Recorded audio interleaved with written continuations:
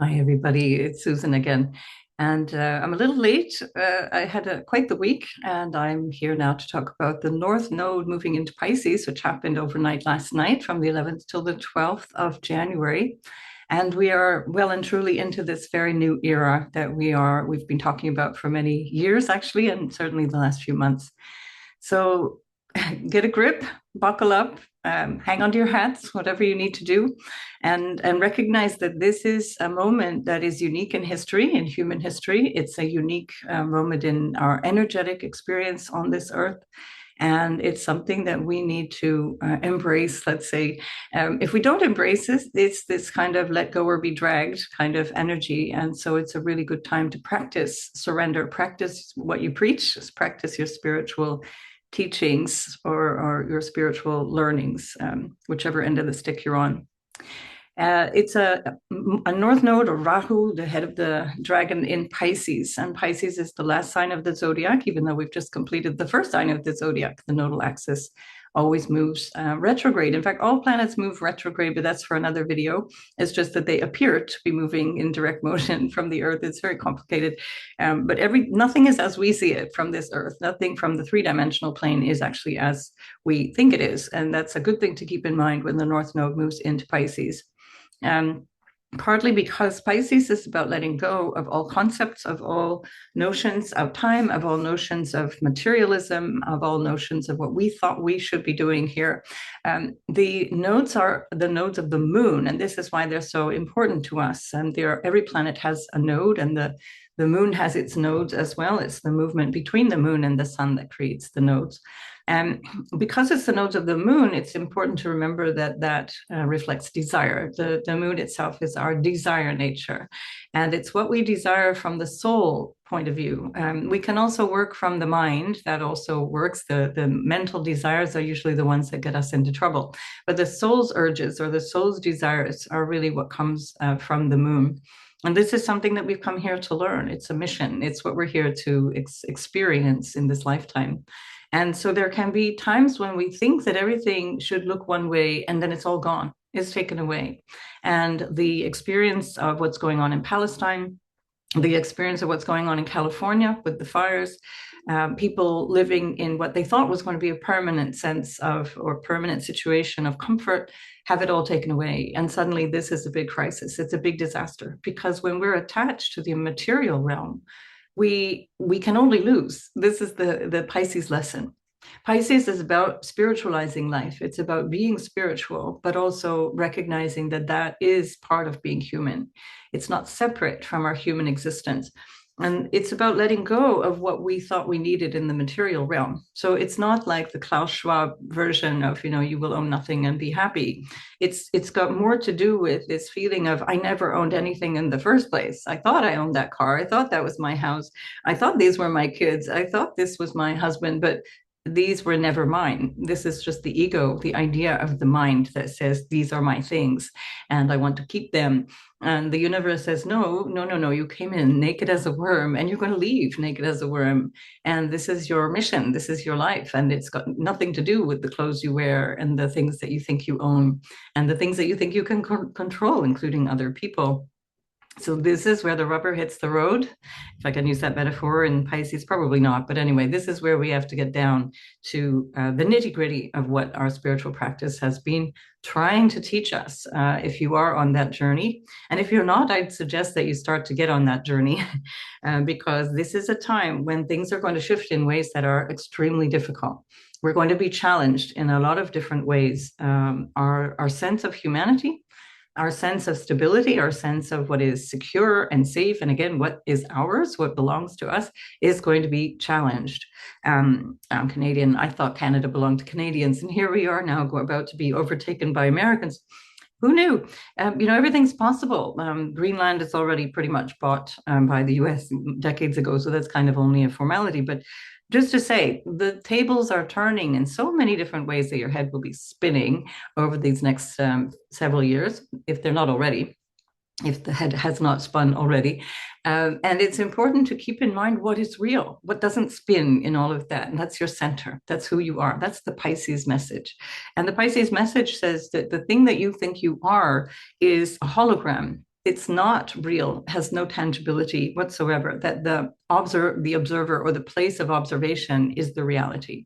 And that awareness that you are, or the consciousness that you are, is the reality. And so when the nodes move into a sign, they start to create an energy of forcing our attention in one direction or another. And where our attention is going now, so let's say from the 11th of January till the 26th of July 2026, 11th January 2025 till 26th of July 2026, that puts our attention focused really on Pisces. And the area that we're moving away from, which we can never escape, is just that we're not focusing any longer on those aspects of Virgo, the axis of Pisces, the opposite. All signs work in polarity, whether or not it's the nodal axis. The nodal axis can't be separated. It acts as a whole. So the north and south act as a whole. But all signs work like this. All signs have their polar opposite, and they must be considered because it's always the shadow aspect of this sign. Sorry, I have hat head and it's driving me nuts. This is the season of hat head, probably right through till when Mars retrograde is over. I've got it in my first house as well. So a little exhausted, which is why I'm finding it hard to make these videos and things happen, because there's so much going on in my natal chart. It's everything that's happening, everything I'm telling you about is happening to my planets directly, and it's almost gobsmacking how I'm being called up. And if you're born in, say, February, March of 1966, I pity you. That's you. We're on this journey together, because we're our heads are definitely spinning. Anyway, so point being that we are here to let go of aspects of the Virgo qualities, which are about control, micromanaging life, trying to determine the outcome of things, trying to get to this place of, what is suitable for me? How do I want things? How do I put my ducks in a row and make it look comfortable for me? And this, of course, doesn't work. When Pisces knows this is the energy of Pisces that says, yeah, that's the sort of, I think it was John Lennon who said, God laughs when we're making plans. And this is the quality of the Pisces Virgo axis. So we have no real choice ultimately but to surrender. And when the node will cross a very important part of your chart, whether that's your ascendant, especially if it's the ascendant, or your midheaven, of course, that means those operate in an axis as well, ascendant, descendant, of the relationship to yourself and to others. And then the midheaven and the IC, the Imam Chela, which is the focus on your home and where you work, or how you reach out into life, or your sense of your social mission or your ambition. These things are going to be affected dramatically. There's no way around that, especially if you have other aspects that are calling that in, other planets on those points or in aspect to those points. For that, I would need a natal chart. I can't go through every eventuality in these kinds of general videos, but if the nodal axis is hitting your sun or your moon, this is huge as well. This is huge because it's going to affect, again, your sense of identity, your career. The sun represents your consciousness. It's your sense of what you're here for, your purpose. These things can change your life purpose in a dramatic way. If the north node is hitting your midheaven, or if it's hitting your sun, that will be, so that would apply to Pisces midheaven, Pisces sun at the moment, then that will be something that you'll shift your sense of purpose. You'll shift your sense of why you're here and how you show up in the world, how people even see you, how you see the role that you have in life. And then that can affect men. The sun represents men in your life of all descriptions, leaders of all descriptions. And then the moon itself is your soul. Again, it's your soul mission. It's your home. What feels like home, what feels comfortable, your emotional nature, your mind can represent women, elder women, and your mom. Your relationship to all of those things can change, and those things can change. Those actual things can change. And again, it needs to be seen in the natal chart how that will be affected. It's not because the north node moves across your moon that there's something dramatic necessarily going to happen in the life of your mother, or that you become a mother. More aspects of your chart need to be understood for that. So keep a level head. That's the other thing about the Pisces Virgo axis, is that we can lose our sense of groundedness, so that we have to learn the difference between judgment, like weighing and measuring everything, which Virgo is very good at because it's ruled by Mercury, which likes to categorize and weigh and measure and understand things by details.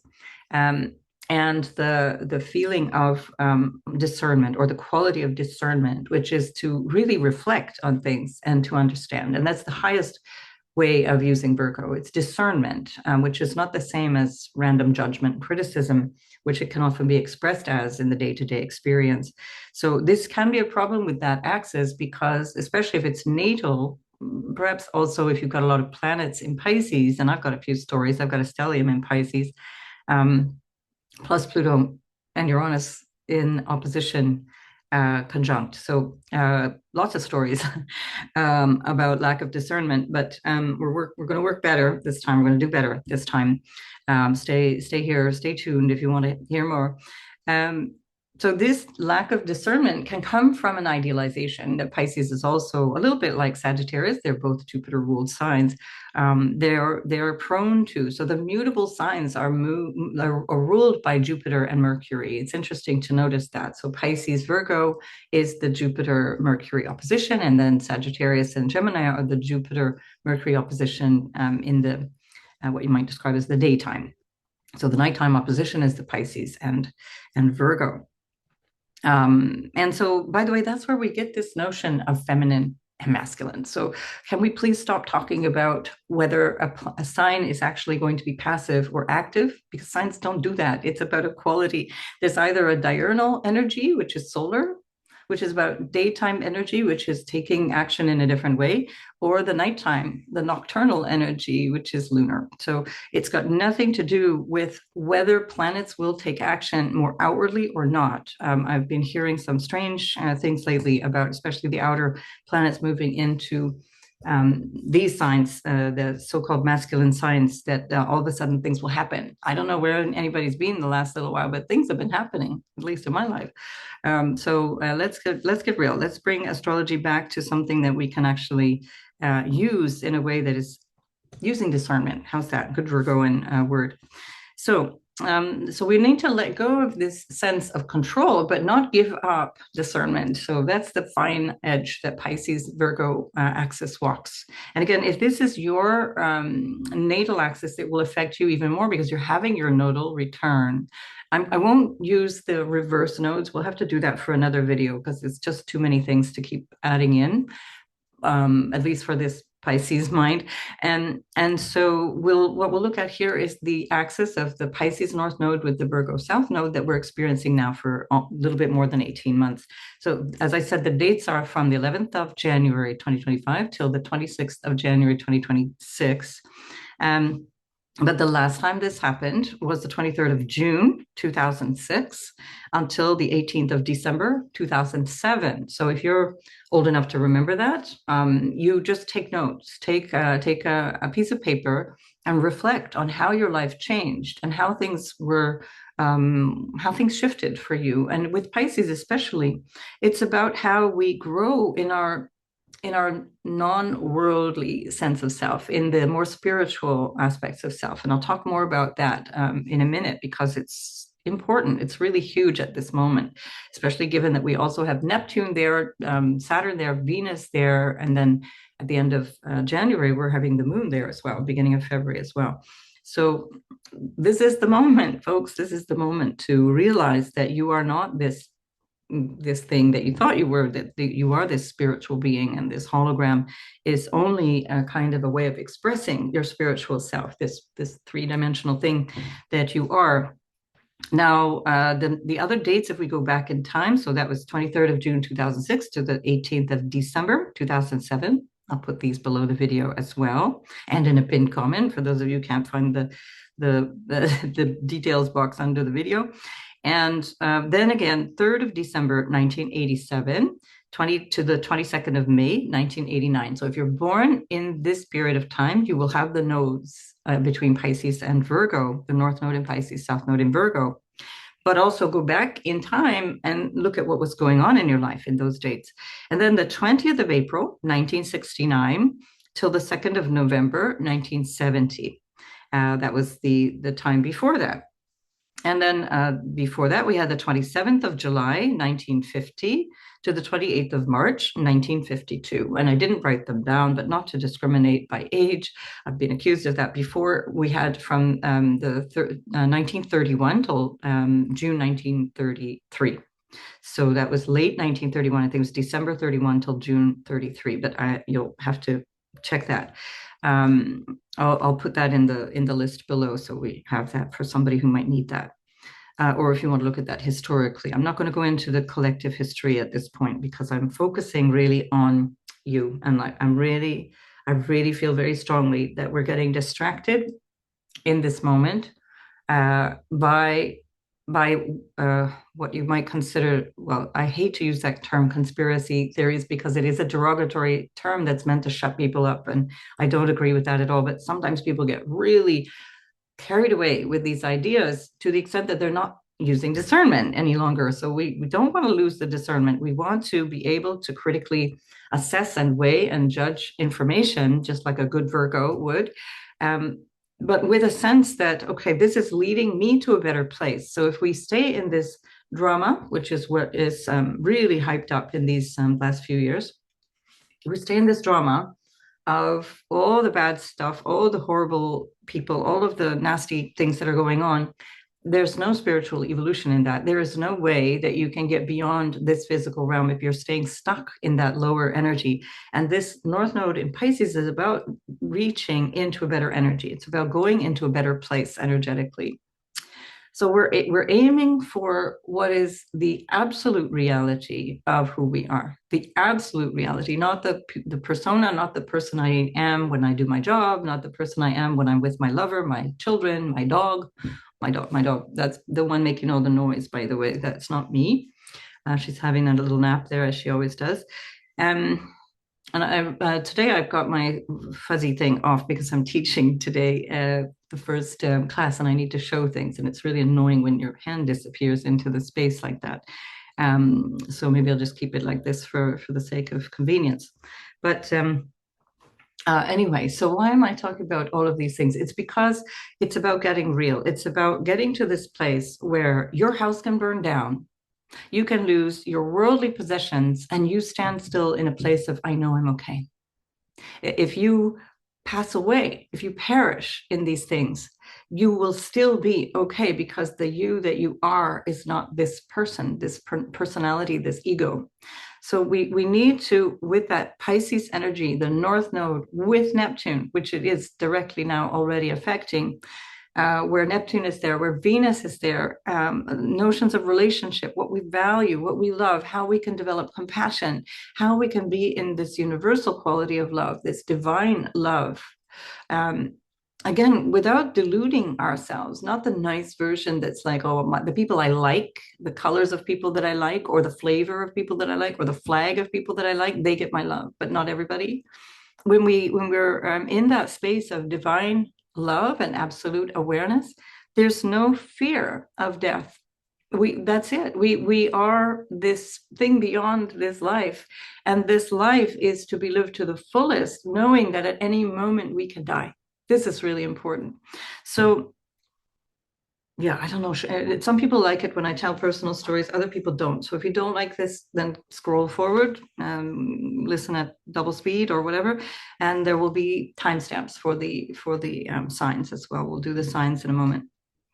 And when the North Node passed my midheaven, which is in Aries, exact on my midheaven, which means that the South Node, of course, is on my IC, representing family and home and what you establish as a family. That is when my son died. Now, again, I have to clarify, this is not everybody. When the North Node passes your midheaven and the South Node is on your IC, you're not going to have your family fall apart unless your chart is already telling you that that's something that's going to happen. Anyway, I'm telling you why this is important for the continuation into Pisces. My son died at that point. It was a very karmic thing. There's a million other things in the chart that I could explain that around. But anyway, very karmic thing. It brought me to a spiritual awakening. I had already been on the journey before. I nearly died 4.5 years earlier. which was also a spiritual move. And what that started to shift was that I was in a different relationship with my notion of my purpose in life, midheaven. I was in a different relationship by that point with the sense of why am I here and what should I be doing with my time? And you start to get real about that. Now, if we go back to 87 and till 89, what were the dates there? 3rd of December, 1987 to the 22nd of May, 1989. That was when I lived in Paris, pretending to be a student at the Sorbonne, when really I was hanging out in cafes. But it was another waking up moment that made me realize I needed to be bigger than I was. I needed to be, it was like I had grown up at that point. I was sleepwalking up until that point, and I woke up. Now, again, remember, I have a stellium in Pisces. So this is personal to me, but it's descriptive in many ways of what can happen. So that was this big shift, another big shift coming when then in 2006, 2007, Pisces now is, the North Node is moving over my Mercury, which is conjoining, which is where the North Node is today, which is conjoining my part of spirit, and then my Mars, my Chiron, my Saturn, my Sun, Vesta, and I think Pallas, in that order. Anyway, a lot going on in Pisces at that place in my 9th house. And by the time the North Node got to my Sun, so North Node crossing my Mercury represents children, plus my North Node, my midheaven rather, being in Aries, ruled by Mars. Mars rules my 5th house of children because I have a Cancer rising. So again, there's something to do with these things. It's not as easy just to say it's going to cross the node. The node rather is crossing that point and it'll all change. It has to be seen in the context. I'm trying to simplify just for this. Maybe I'm complicating things, but the point being that by the time the North Node got to my Sun, that's when I found out, or my husband told me, that he'd had a mistress for a year. So his way of dealing with the loss of our child was to go in a new direction. My way was to go in a very different direction. And at that moment, that was when I had a very clear, non-personal voice in my head with an energy and a light that came, I remember, directly from the right, coming down on me saying, this is it, go, just go. No anger, no need to be upset, just this is the moment. This is the moment that you go and go in your direction. Now you take your path. And the reason that I say that is because it's so clear and so it's a before and an after. Now, and I'll go sign by sign and you'll see different ways that manifests through the houses. But when the South Node is in Virgo, we have to give up control over what we think is the right thing for us. When the North Node is in Pisces, we have to, it's let thy will be done. The divine will be done. Idam namama. It's just let this be and be guided by that. And to have that place of understanding there is a power and an energy and a source and a divinity, whatever you want to call it, that knows more than we do, that certainly knows better than we do. And when we try to organize and make things happen and push against it, we are not able to orchestrate the life that we actually want. We have to give up that control and we have to trust in the divine. And it's not to say that it's not difficult. On a material level, these things can be really chaotic and really difficult. But at the same time that North Node was going through, this was my 9th house and all those planets affected, I was also getting just the most phenomenal connections with people coming in. North Node brings new people into your life, brings new experiences into your life, brings new awareness of all kinds of different people and places and levels of understanding. And it comes to you if you're open to it. So I already by that time, after having lost my son, having nearly died the few years before that, I was so ready to just say yes to everything. And I'm hoping that you can be in a place like that too, because when Pisces, again, with discernment, you say yes to everything that opens you in this direction that you know you need to go. Your heart, your moon, your lunar self, your soul, the soul in this moment, in this experience of the individual self that you are, it knows what you want. and it's going to guide you. And that guidance is in the energy of your body. If your body feels heavy, and if you feel stuck in place, if you feel resistance that really is physical, it feels like I can't get off the couch, I can't get out of bed, I don't want to leave the house, I don't know what to do. There's this feeling of being stuck. That's not true, because you are not listening to that guidance, which says this particular thing, even though it might be comfortable, it might be what you've known for 20 years, this is wrong. It's not working any longer. So you have to work with a level of faith. That's Jupiter, Pisces, right? You have to work with a level of faith in all of this. And so this is your soul's desire. It's your fate. It's your destiny. We don't have as much free will as we think. It's hard for the ego to hear that. People, especially Westerners, don't like to hear that. We like to think that it's like, oh, this is all what I create. I'm doing this. I'm creating this. This is part of the dynamic of the, what's it called? I want to say wishful thinking, but I know it's not that. Anyway, I can't remember the name, but anyway, you might know what I'm talking about. This whole movement of visualization and creating what you want. It actually doesn't always work. It can work if you're in alignment with what you truly should be experiencing in this lifetime, but it won't get you what you think you want, or you get it and then your life falls apart because it's so wrong. Anyway, so the word will come to me, or at 3 a.m. tomorrow, sometime it'll come to me. The point being, or tell me in the comments what I'm trying to think of here. It is about this, not your ego guidance, but about divine guidance. And divine guidance only comes when you are literally or metaphorically on your knees. You don't have to be. It's only when you're not really paying attention that you have to be in that place. But most often, for most people, you have to be literally at that place where you have nothing left to give up, nothing left to lose. At the very least, you recognize energetically that none of this is mine. So take away my son, take away my marriage, then you start to realize, oh, so there's something bigger going on here. There's something bigger in my life. There's something bigger in life itself going on here that we need to move into. This is where the North Node says, go in this direction, go here, lean this way, put your shoulder in this direction and go with it. Don't try to micromanage, don't control, don't be interfering. Know the difference between healing and trying to fix. Know the difference between trying to be of assistance and interfering with another person's karma or another person's process.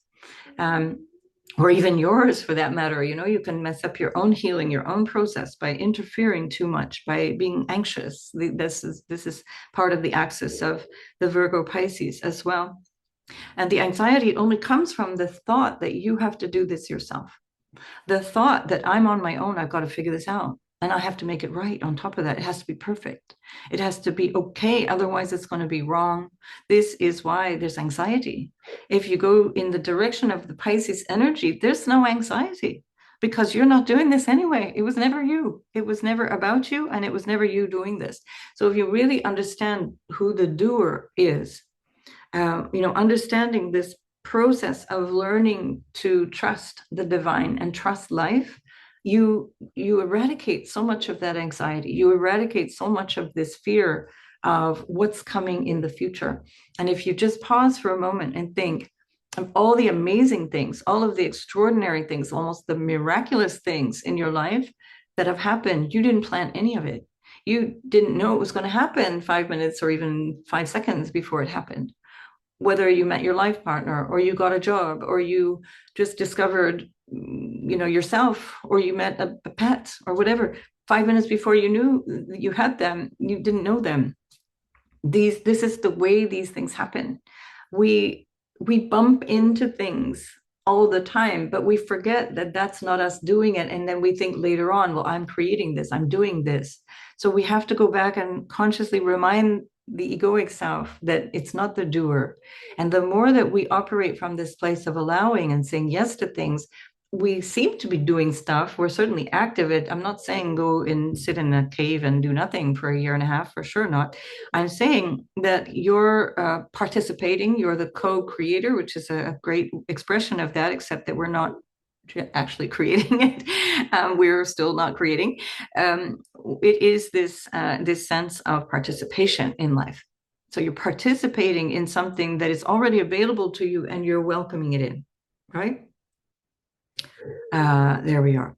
So it's your that's why I like to call these the nodes of fate. It's not original to me by any means, but it's really it is that it's fate. It's things that are like you would never in a million years have designed this for yourself, and you look at that and you think, I'm in a better place for all of that stuff that happened. Not that I'm a glutton for punishment. Not that I would choose to lose a person or a job or a house or whatever, but it's that I'm recognizing something that is serious about what life is all about. So this is very, very helpful to keep reminding yourself as you're going through this very, very, let's say, unruly year. And we have to surrender. We have to surrender to the divine understanding of what life is about. What is life about? What is my life about? And how do I want to participate in all of this? So don't get dragged into those rabbit holes of they, them are doing all of these things. It's incredibly disempowering. As soon as you start to say something like that, they are making these fires happen. They are doing these things. There's a confluence of things happening. None of it is ideal, no doubt. It's been decades, centuries of horror. We could go, where did it start? Well, let's talk about the US pioneers moving all the way to the west coast of California. Did it start then? Maybe. Where do you want to go? How far do you want to go to see who the they are? And to stop pulling yourself in that direction of blame and judgment and criticism, and that is super disempowering, because then you're no longer in that energy of creation because you've decided something. When you have an opinion on something, when you believe already, you've cut yourself off from the creativity. You've cut yourself off from Pisces. Pisces is that creative element because everything is possible in that notion of the infinite. It's a contradiction in a way because it's both the infinite and it's also the nothingness. So this is in the Indian philosophy what they call Purnam. Purnam is the fullness of everything. It's the pure potential. It's the fullness of absolutely everything. When you have a full moon, it's the Purnima, for example. But when you have the nothing, that's the Shunya. Shunyata is nothingness. It's the emptiness, the lack of form. Things don't have an inherent form. It's the absence of form. It's the way that we recognize the truth of what is, but they're the same thing. They meet at the same point. They're just two different ways of circling back to describe reality. So it's the fullness of pure potential. It is always full of the opportunity for things to come together and arise, co-create, and then dissipate. And then it's the emptiness, which means that what we think, like this body, this thing, this my top, none of these things exist. Like Thich Nhat Hanh used to say, who I think I am, I'm made up of non-me things. There's no Susan in here. There's no me in here. I'm made up my mother, my father. I'm made up of water and earth and all of these different things that come together. They co-arise. And when the conditions are right, they have a certain lifespan. And even still, this is constantly evolving. This thing that I think I am, and loads of gray hair now, and my skin is all wrinkly, and I'm changing all the time. And it's not that we, if we resist that awareness of things constantly in a state of creation, which, by the way, in that sense of the Nataraja, the dance of Shiva, the Shiva as the dancer, he's creating and destroying at the same time. He's in a ring of fire, which symbolizes this inspiration and creation, but also destruction. And that dance is the dance of the universe. It's movement through life. It's constant. Creation and destruction are happening all the time. My body's creating gray hair, which at the same time implies that soon enough the body is destroying and going to deteriorate and eventually no longer exist. So when we understand these things, we're in that Pisces North Node. We're in that direction of, oh yeah, it was always like this. It was always like this. If you're born, you will die, because there is a finite amount of material, let's say, experience that we can have, because it's material. It's not real. It's just a co-creation in this moment. It's a co-arising, codependent arising, interdependent arising of things that have to have conditions to be right in order to last. So if we take the fires, for example, in California, the conditions were right for many, many decades for people to have their homes there, um, all of which have pools, all of which have gardens, which were generously watered for many, many decades, despite that they're in a desert. And then suddenly the conditions are no longer ripe because the conditions have been deteriorating over many, many years, and people were not really paying attention to that. Throw money at the problem, it'll go away. And when the conditions are no longer right, when they no longer can co-create that reality, they go, they disappear. And the most purifying thing is fire.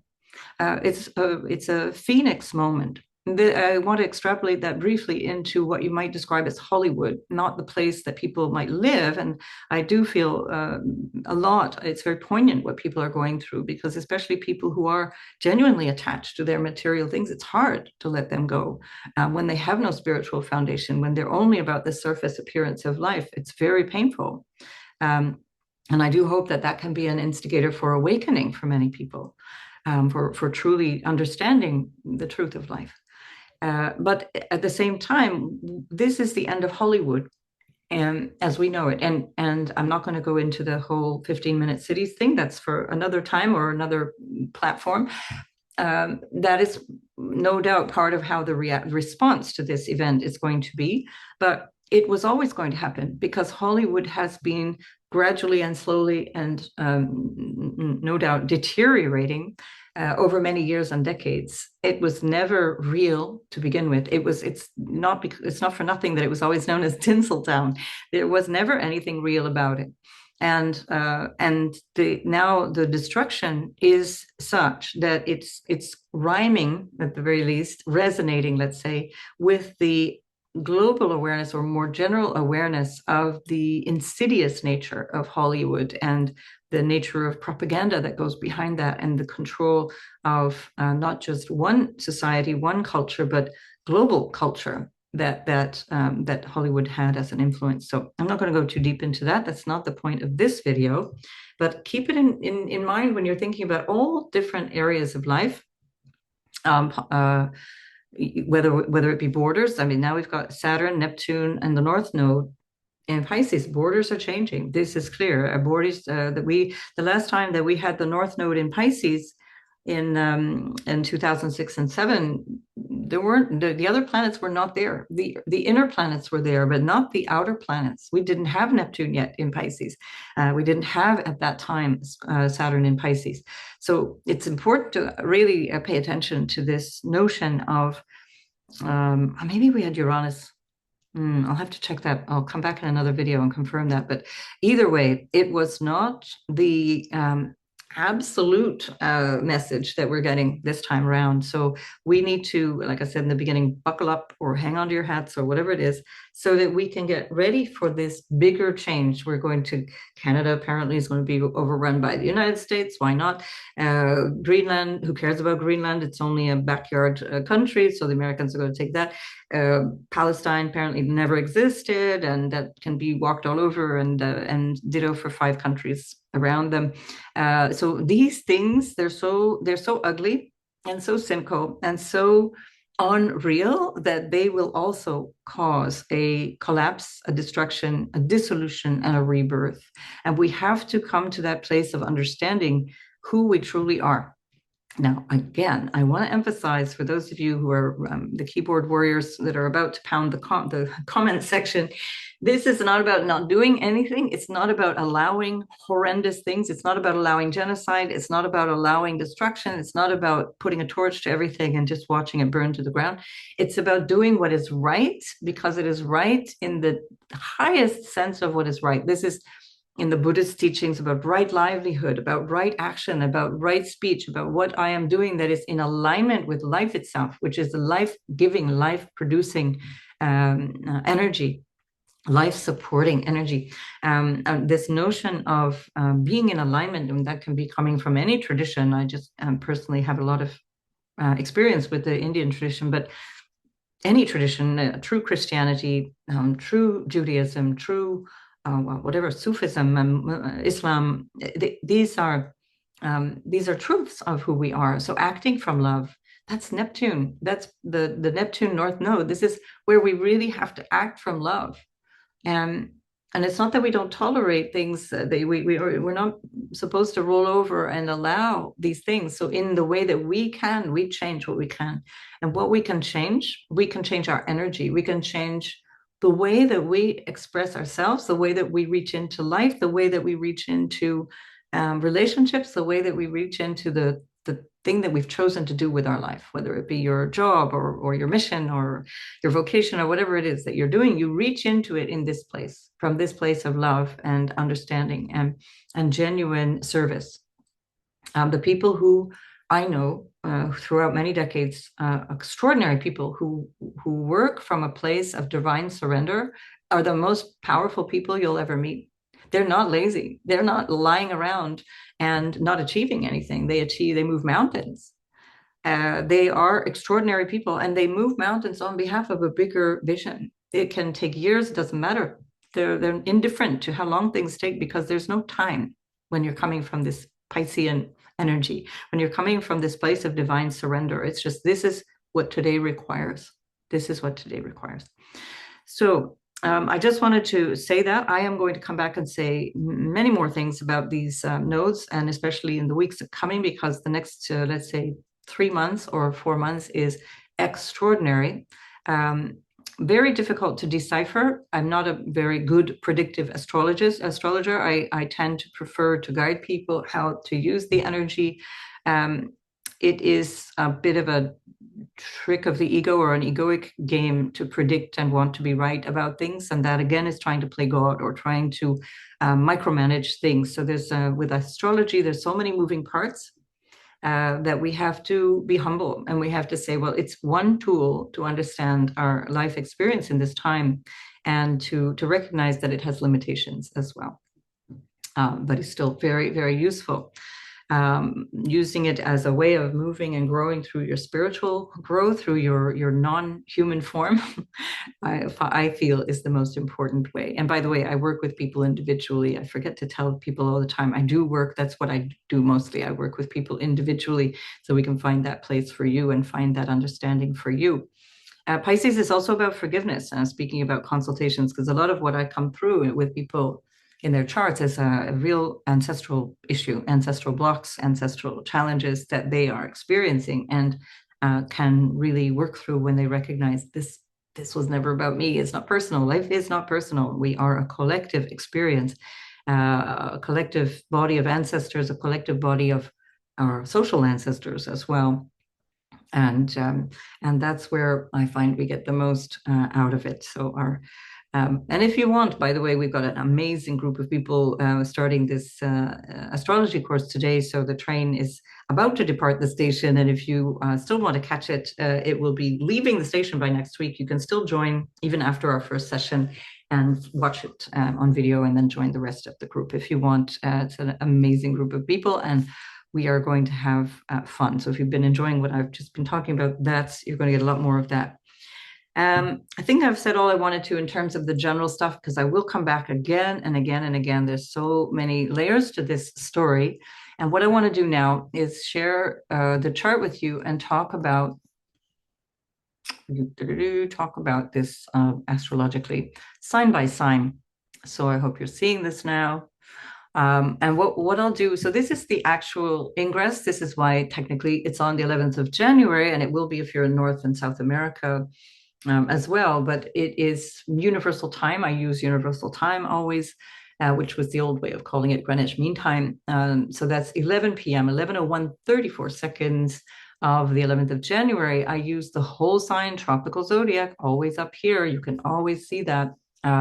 Although I do use references to so-called Vedic astrology, I don't use the sidereal zodiac. I use the tropical coordinates, because we are on this earth and we have our reference point with the sun, not from the stars. The stars I reserve for nakshatras, and I do that differently. That's a different way of working with the moon, the lunar mansions. So I'm not saying that the other systems are wrong. I'm just saying this is what I do. And sometimes I get that question in the comments, so I'm just answering it up front. Now, what I want to just briefly point out is what the actual ingress chart is. This is actually, I should have written it. It's the ingress now of the North Node into Pisces, the South Node into Virgo. Again, the first time since 2007. And the moon itself, which is, of course, the owner, let's say, of the nodes, is in a square to the nodes. And that's very significant. The moon is almost at 27 degrees of Gemini. And the North Node, of course, is at 2959, having just moved back into Pisces. And we also have this very interesting dynamic because the moon itself is very tightly squaring not only the node, but Neptune, which is really closely conjoining the node. And so there's a lot of confusion. Did you need me to tell you that? It's a very confusing time. There's going to be a lot. Now, Rahu, or the North Node, is an element of confusion, just like Neptune. It's an element that doesn't allow us to see clearly because things are expanding, things are changing, things are reaching out into some unforeseeable, unforeseen, never before seen vision of a future, or experience of a future, or an experience of something that is changing so rapidly that it's hard to grapple with. And then on top of that, we have a Mars, which is in a strong trine, almost to the midpoint, almost like really exact. It's quite amazing how it's trining the midpoint of Neptune and the North Node in retrograde through the end of Cancer at this point, where it was back in October, by the way. Second half of October, you would have been experiencing this, especially the last week of October and the first week of December. So what you're looking at, first week of November even, first week of November, because Mars moved into Leo on the 4th of November. So what we're looking at is something that is both retroactively relevant. So we're looking at a situation we've already grappled with, and something that is confusing about this future and how it's moving forward. Now, on the 16th of January, we've got Mars in opposition to the Sun, which will be then slowly afterwards in a conjunction with Pluto. So that really we're talking a few days hence, but it will already very strongly be an orb. The Sun is already at almost 22 degrees of Capricorn. Now that when I'm doing this, it's actually Sunday the 12th, because I had so many interruptions. It was insane. I tried to do this video 3 separate times and it didn't work. So anyway, so here we are with this growing pileup in Pisces. We can consider when we're talking about the nodes, there is a very wide orb of activity. So for me, Saturn is already on the North Node. In Indian astrology, in Jyotish, it's actually 30 degrees of action. So that means anything that goes into Pisces is already within Pisces. If it's in Pisces, it's conjunct the North Node. That's the way that they look at that, especially so if you are having your nodal return. So you want to really take that into consideration. It's already happening. And this energy is building very, very quickly anyway. So it's only a matter of a couple of weeks before this is exact. So, and I'll come back and describe each separate conjunction because it's too much for this one. I'm just going to focus here on the North Node for the moment.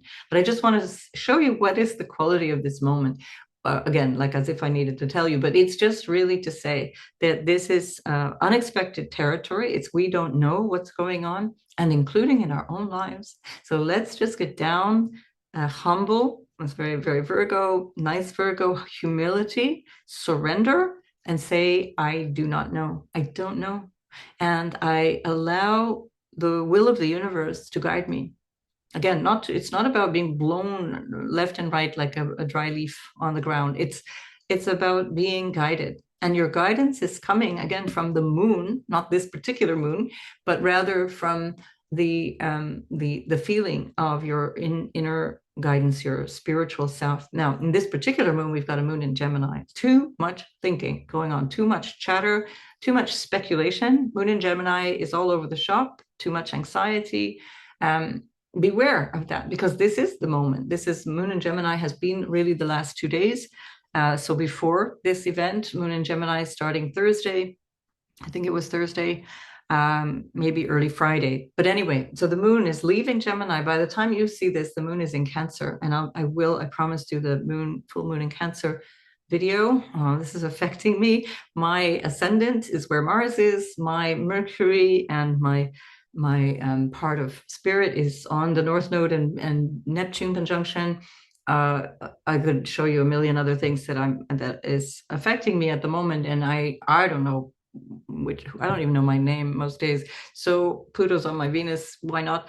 Uh, you see, so we're in a territory where we just have to say, let's go, let's just try this, but with a place coming from a place of good faith, not coming from a place of anger and judgment and disgruntlement with the they.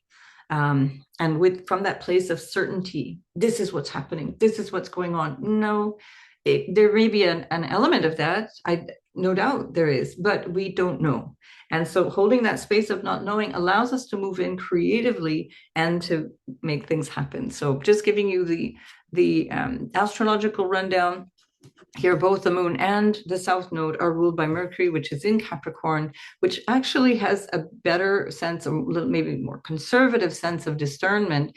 And the Mercury in Capricorn continues for another 3 weeks. So we've got a little bit more time to really try and get serious, take responsibility for how we communicate, take responsibility for what's going on in our interpersonal connections, because Mercury is also our interpersonal friends and so on. It's also in a not a very strong sextile, but it's a sextile nonetheless with Venus, which is the other social integrative planet. So Venus is in strong dignity right now, so that's also very, very nice. But again, depends on how it's being used. Saturn and Jupiter are still in this square activity. Jupiter is also squared by Venus, or in approaching a square from Venus. And so there is still this dynamic of not quite ready to go yet, not quite ready to do the thing yet.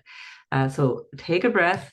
If you don't know what to do, just turn within. Don't get yourself in a frenzy, overthinking, over controlling, trying to control outcomes. Just sit quietly. If you don't know what to do, pull back and surrender, and then the momentum will come when it's necessary. It will come, I promise. Right, so we're going to move forward in time. So we're going to get into the 12th so that we can get Aries on the ascendant and have a look for each sign now, sign by sign, how this is all panning out.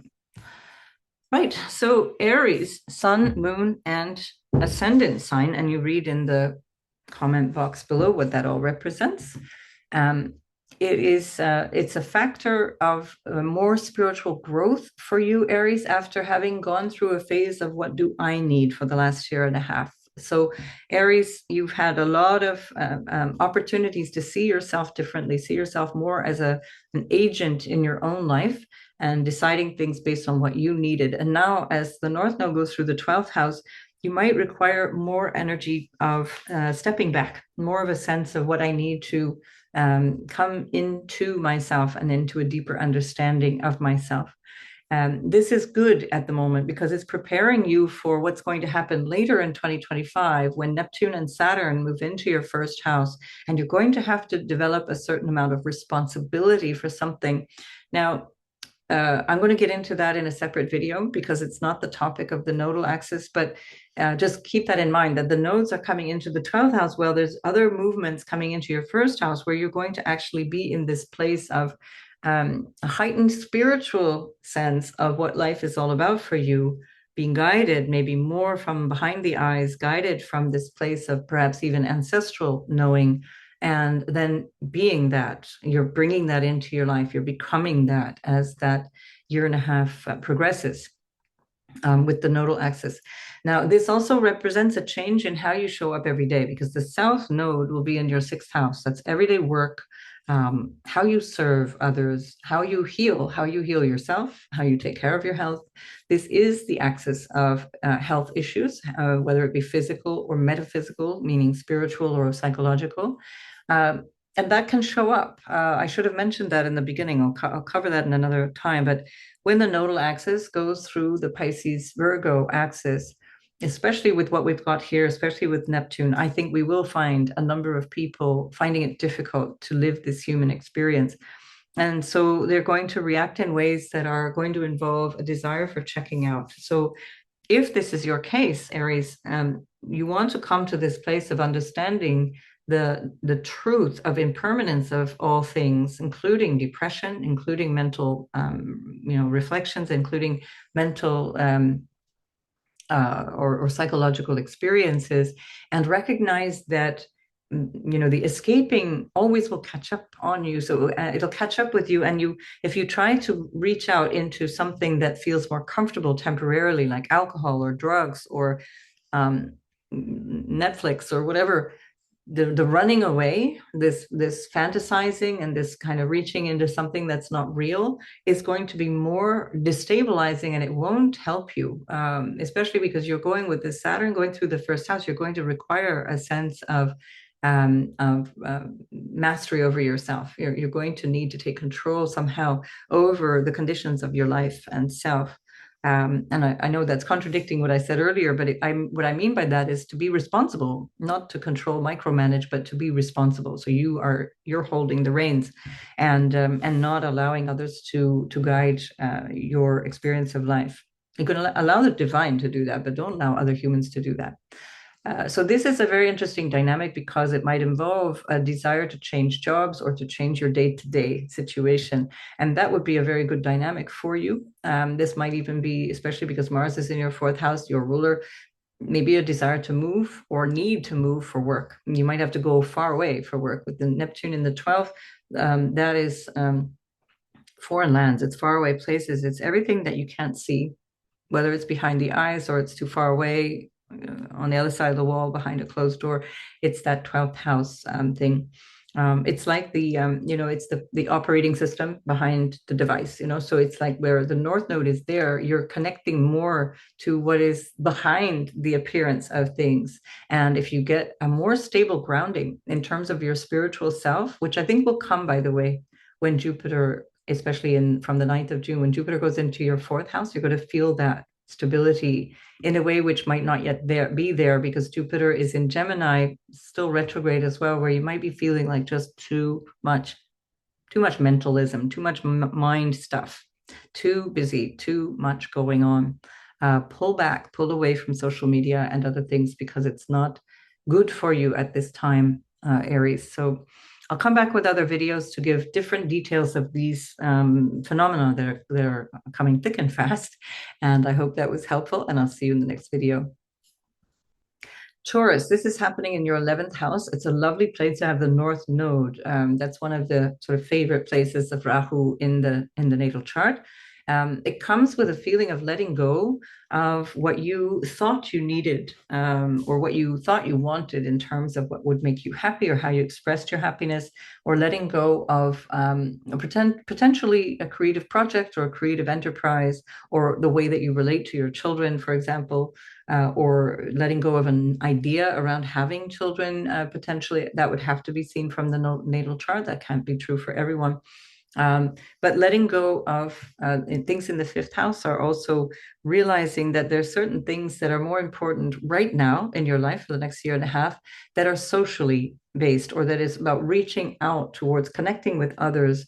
It is perhaps something where you have to bring your creativity. South Node is where we have this inherent thing. This is not going to apply to everyone, because that tends to be the message of the natal chart. But let's say this would be one way of looking at it, that the creative impulse or the creative capacity, the skills that you might already have, you can bring outwards into this 11th house social, communal service, social connection with a feeling of service and a feeling of being helpful, that you can bring that out there. That's a vision of your future. It's a vision of what you desire for the future. And that's going to change. And the groups of people, the networking and the people that you connect with, that's coming from a place of more like the sort of superficial, or let's say everyday types of friendships. They're not like deep friendships. So there's a lot of new people coming into your life that will also change the quality of your future. And I think that's right up front. I think before, let's say, April, May, you're going to already be feeling that dramatically. And particularly so after June, because then Jupiter moves into your third house, which is also a house of friends and everyday acquaintances and how you communicate with people. So you're in for a period of real growth, reaching out into something that will expand your horizons. It can also expand your gains. Jupiter's in your house of money, and all of those planets up in Pisces there are in the house of gains, including your ruler, Venus, which is in a strong dignity when she passes through your 11th house. She's exalted in Pisces, your ruler, Venus. And because of that, there may be some real gains here. There may be something that is expressed, particularly after February 4th, when Jupiter is then moving direct, and especially so after Jupiter leaves the second house and trines that 11th house from the third, where it's not only moving in direct motion, but it's exalted itself. So that would be extremely opportune if you're wanting to reach into business or do other projects that are bigger than what you have foreseen up until this time. If you want to put something online, if you want to expand, like you want to start a YouTube channel, or you have one, or you want to, what else would that be? Anything that has a kind of a platform, you can extend that in a big way now. You can extend into take more responsibility there, become an authority, especially with that Saturn in the 11th house. So the next couple of months, while Saturn and the North Node are tightening up that conjunction, you can be known as an authority in a field. You're recognized as the person who does this, that, and the other thing, and that can work very, very strongly in your favor.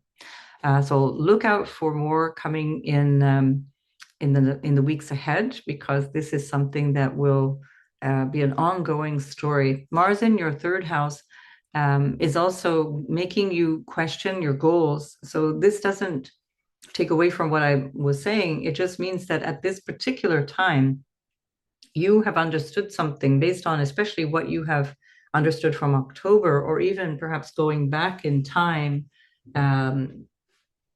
to, what was it, 2017?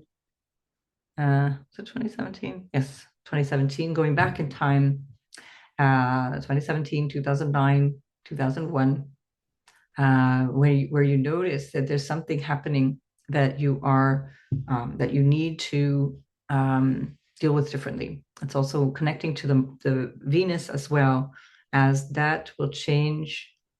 Venus will be ruled by Mars. That will change something about your inner experience of life over the period of February, March, April, May. And then Venus, your ruler, comes into your first house on the 6th of June. So all of this preparation is about you reaching out into the world, and then you're going to in this middle of 2025, you're going to see the results of that. It's going to bring you something. So Mars going through the third retrograde till the 24th of February may have you doubt your courage, may have you doubt what your aims are, what your short-term plans are, what your goals are. You might be sharp in communication. You might have difficulties with people. You might struggle a little bit around communication. But when Mars stations direct and moves forward from the 24th of February, you're going to have more clarity, and you can move forward in a way that is more productive. Mars rules your house of relationship as well. So there may be something that you're recognizing here in terms of how you communicate, or in terms of how you are, you're changing your goals, your vision for the future. Of course, that's the North Node there in the 11th house. You're seeing your future differently. And Mars is telling you that the everyday choices need to change as well in order to get there, because it's trining that North Node that connects you to relationships in a very big way, where you might need to make some adjustments around relationships, or the way that you're being in relationships. All right, Taurus. So make the most of this time. It's a very fortunate time. A year and a half of having the North Node in your 11th house. Very, very helpful, especially as Venus is there, your ruler, exalted at the same time. And you'll get her again in 2026, coming back through your 11th house one more time while the North Node is still there. So make the most of this. I will see you in the next video. Gemini, this is happening in your 10th house of career. You've already had quite a lot of growth and development in your career, because Jupiter, that rules your career, is in your first house. Saturn has been there now since March 2023. So nearly 2 years of Saturn has redefined your sense of your career, your responsibility, how you want to reach out into your vocation, or your social responsibilities, or your social status. You may have got married, for example. Jupiter rules your 7th house, and it rules your 10th house. So That would be a change of status. That's a very big deal. Change of career, change of function, change of status within a career, for example. 10th house is your aspirations and your sense of what you want to achieve in life. And certainly with Jupiter now retrograding through your first house, there may be a doubt around that, or maybe you felt like you went too far in one direction and you didn't quite figure out the ins and outs of that. And that might be something that needs to be reassessed. So your ruler, Mercury, is in the 8th house of other people's money at the moment, as this is all happening. And your ruler is very important because it rules the South Node in the 4th house, which is where a lot of your attention is kind of dissipating. The South Node tends to make us less interested or less focused in a particular area of life. It's taking the focus to your outer experience of life, or to your social experience of life, or your professional experience of life, career, etc. Where the South Node going through the 4th can also show you where you may need to let go of patterns that were inherited by the family, through the family, inherited patterns that might have you feeling stuck in a particular way, including in literally in a home. There's something going on with family for sure, because you've got Mars going through your 2nd house, where Cancer is. Mars going back and forth in Cancer till the 18th of April. And it was there also in September, October last year. And this, where Cancer is now, is what was happening at the end of October, beginning of November. So you're reconsidering something that has to do with perhaps money, resources, what's available to you. You might be realizing that it's time to that you have to connect in different ways to other people's money. Mercury is in the 8th house. That's no particular dignity in Capricorn. Mercury does okay in Capricorn. It's neither good nor bad. It's fine. Saturn itself is ruling Mercury from your 10th house. So this could be more about your the money that you receive through bonuses or through business partnerships or things like that, or again through a spouse, because Saturn is ruling your 8th house, which is the house of marriage as well, house of intimacy. So this might have something to do with how you need to resolve issues between you and a spouse, or you and a business partner, around money, around who does what, who does the dishes, who takes out the rubbish, and who pays what bills, for example. 2nd house is also your sense of worth, your self-worth.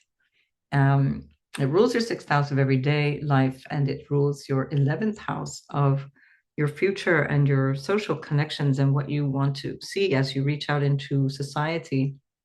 So whatever is going on here, your value, or the things that you have available to you, your possessions and your liquidity and your maybe the way that you want to invest, is also up for questioning. There's something different now, and it's not going to be what you had experienced in October for sure, because there are new elements here, like that North Node going into your 10th. Now the focus is really on how to make this work, how to visualize my career in a new way, how to establish something in my career.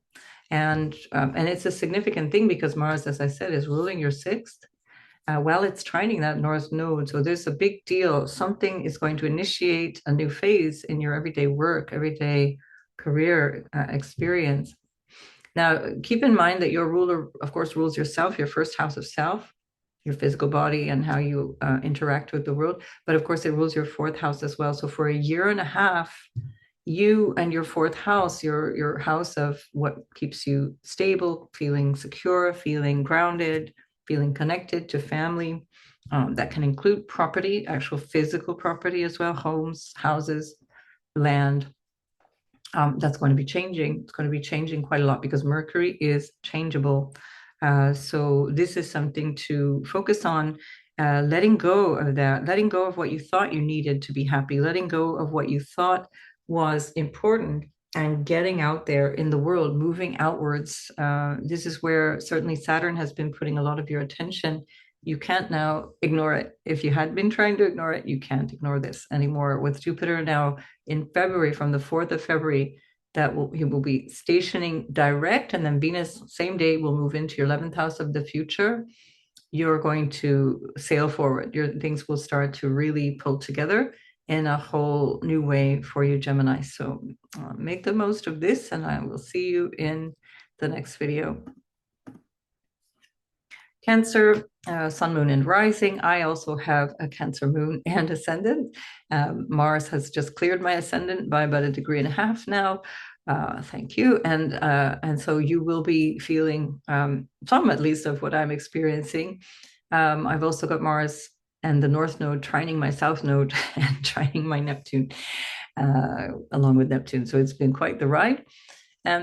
Anyway, so you will have, no doubt, had a very strong sense of what you wanted to do outwardly in the world in the last 1.5 years as the North Node has moved through the 10th house, squaring your first house of self. And especially because Mars is there, moving back into the first house where it was September and October, but most especially the end of October, beginning of November. It's old territory. It's things that are coming back, an awareness of things that are coming back. And Mars is trining the North Node very strongly as it's moving in. It's very strongly trining Neptune as well. So there's an action, a desire for something to have meaning. The 9th house is about your purpose, a higher purpose. It's your spiritual connection. Your energy is, the spiritual energy is on steroids in the next 1.5 years. Really start to focus on your higher intuition, your higher self, with Neptune on the North Node. And I'll do a separate video, literally just a separate video of Neptune on the North Node, because it's too much to include in every video.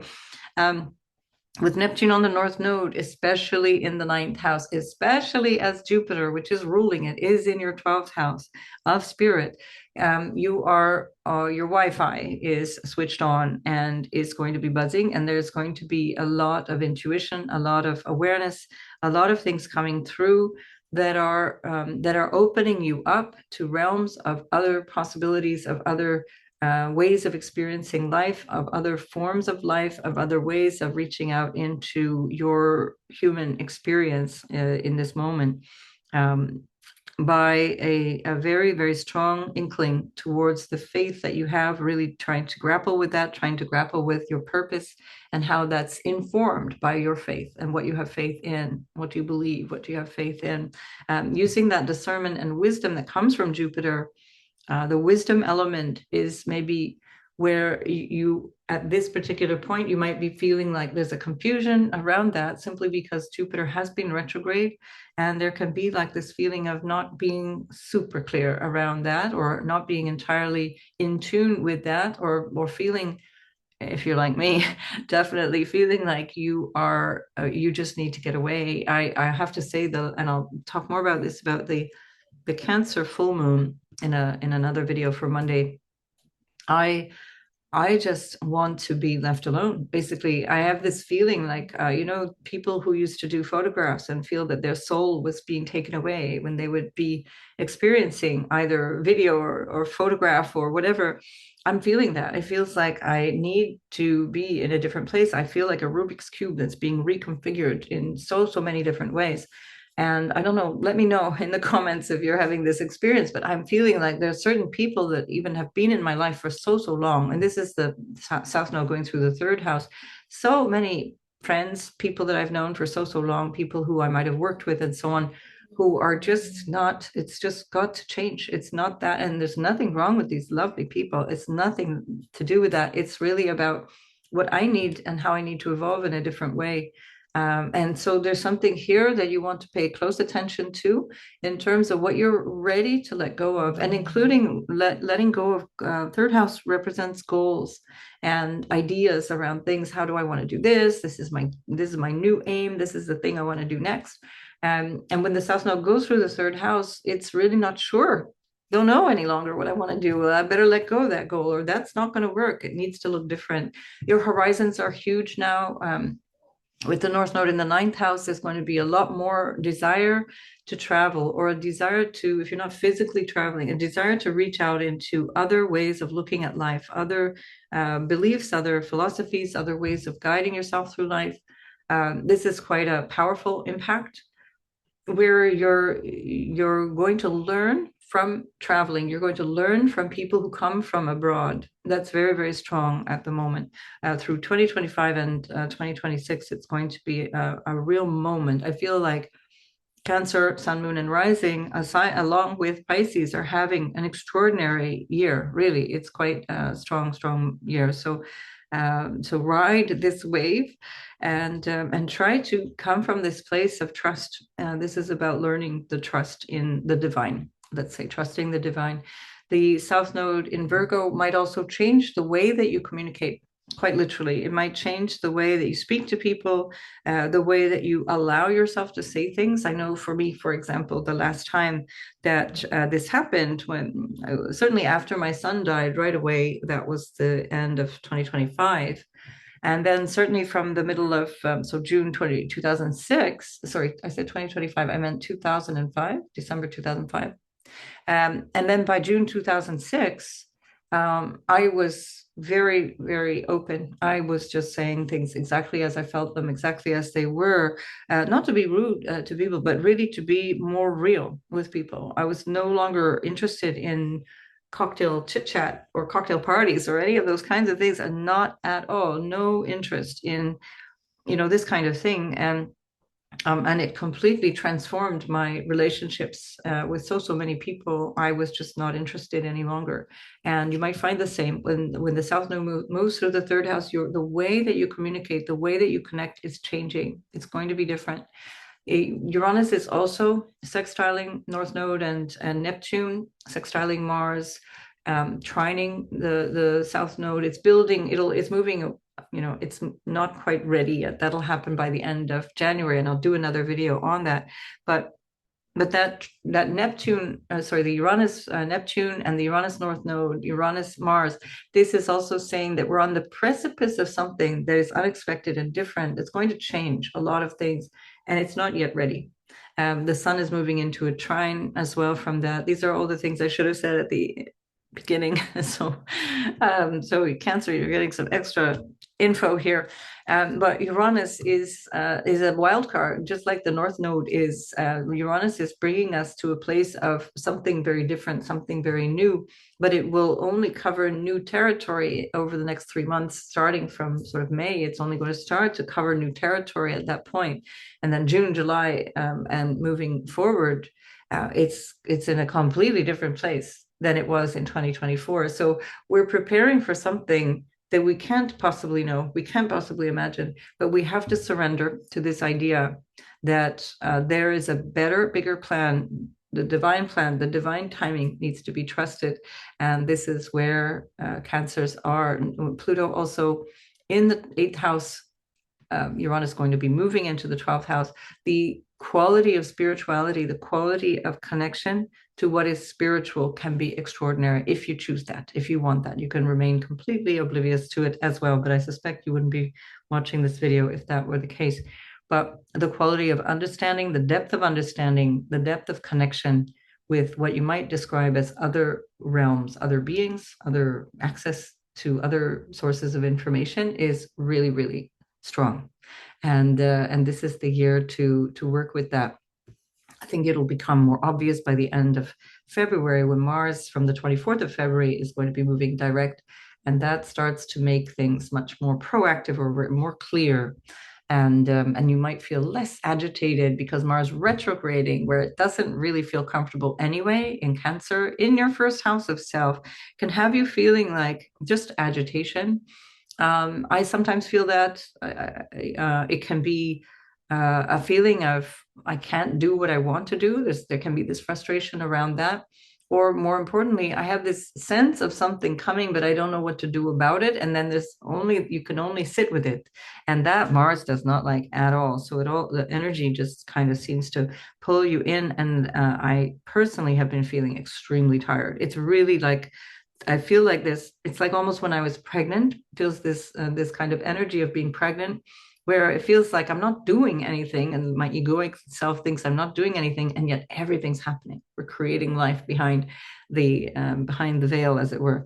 So this is, of course, very apt for Cancer energy in general, because Cancer is where life begins. This is where life is created. Anyway, that's how I'm living that. Let me know in the comments how you're experiencing that Cancer, and I hope this works beautifully for you through the next year and a half. See you in the next video. Leo, this is very interesting. It's the North Node in your eighth house of other people's money and your psychology, your family secrets, the things that are going on in the family that you're not really aware of, things that are going on in your own experience of your mind or your psychology that you're not aware of as well. And this is placing you in a position where you're reaching out into the depths of self, in a new way. You're coming home to yourself in a new way. A very, very beautiful transit. The South Node is in the second house, showing that there's a release of a material interest. You're not so interested in money. You're not that, perhaps not worried about money. Jupiter has been very good to you. It's in the house of gains. And yet your career house is still up for grabs. Who knows what's coming up there, because Uranus has been reconfiguring that. After the 30th, it's going to station direct, 30th of January. And then you'll start to feel like the momentum is picking up again. But perhaps also because the sun is in your sixth house, this has a lot to do with your work and your everyday obligations. But it doesn't seem to bother you anymore, or it feels like there's more wind in your sails. You feel like there's more support now. It's been pretty rough having Saturn in the eighth house, because that can feel emotionally or psychologically heavy, but also it can feel like there's nobody there. Nobody's got my back. And now there's like the whole cavalry is there. You got Venus.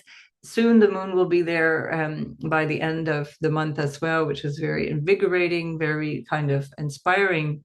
And Saturn, Neptune, and the North Node are the story of the next 2 months, let's say. Then Mercury will join up, and you'll have Venus with Mercury going back and forth between your eighth and ninth house, while the North Node stays in your eighth house.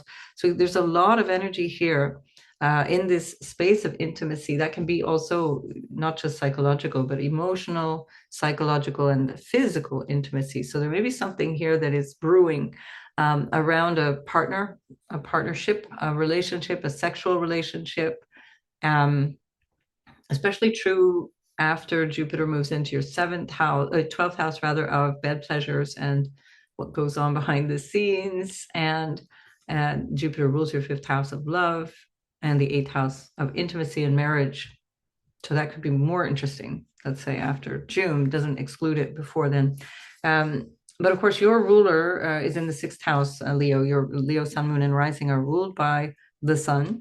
And so if this is for you, Leo, a story of career or obligations or discomfort or things that you have to take charge with, it's good having the Sun in the sixth house. It's not necessarily easy if that's your birth placement. If, for example, you're a Leo rising and you've got a sun in the sixth in Capricorn, and that's tricky. It can be very difficult. Issues with the father, issues with work, issues with identity, and so on. But in terms of transiting sun, that can be really helpful, because you just feel like you're putting yourself into what you're ready to work at. You feel ready to do this thing because it has meaning for you. Mercury represents your second house of money as well as your 11th house of gains. So you're putting something in this that has new meaning for you. Maybe there's a change in the sense of what you value. No longer that. It's not about that anymore. Maybe there was a time where you felt that money had a little too much control over you, or that you were overly concerned about money. And this is an opportunity for you to release that and sense that actually there's more to life. The more hidden aspects of life are more important. That North Node going through the eighth is also the mystery stuff of life. It's like the mystery schools and the what you might call the like occult sciences or the taboo subjects of life. So your attention is going there. You see, it's more like this astrology, or how do I understand how to connect with the beings from somewhere else. Tap into all of that. Tap in if you have that desire. Obviously, if you're listening to this on some level, you do. Tap into that, grow into that. This could be something that makes you feel very inclined to start to work with that as well, especially as Uranus is in your 10th, radically changing how you show up in the world. Right. So Leo, make the most of that, and all best wishes for the next year and a half. And so Virgo, this is affecting you very, very powerfully, because of course the South Node is in your sign, and especially so if you are the Virgo ascendant, this will be in the first house, seventh house axis. If you are Virgo moon or Sun, this is the seventh solar house or the seventh lunar house from those planets or those luminaries. And so it is affecting you quite strongly, and you're going to change. Your relationships will change. New people and new dynamics in relationships will change your life. This will bring in opportunities for you, especially when Saturn gets there, and especially if you are, if it is hitting the degrees of your sun, moon, or ascendant at this point.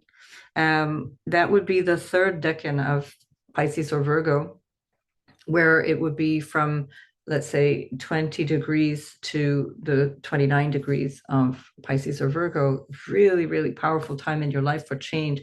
It doesn't mean it's going to happen on the days that these things happen, but it sets you up for something completely different.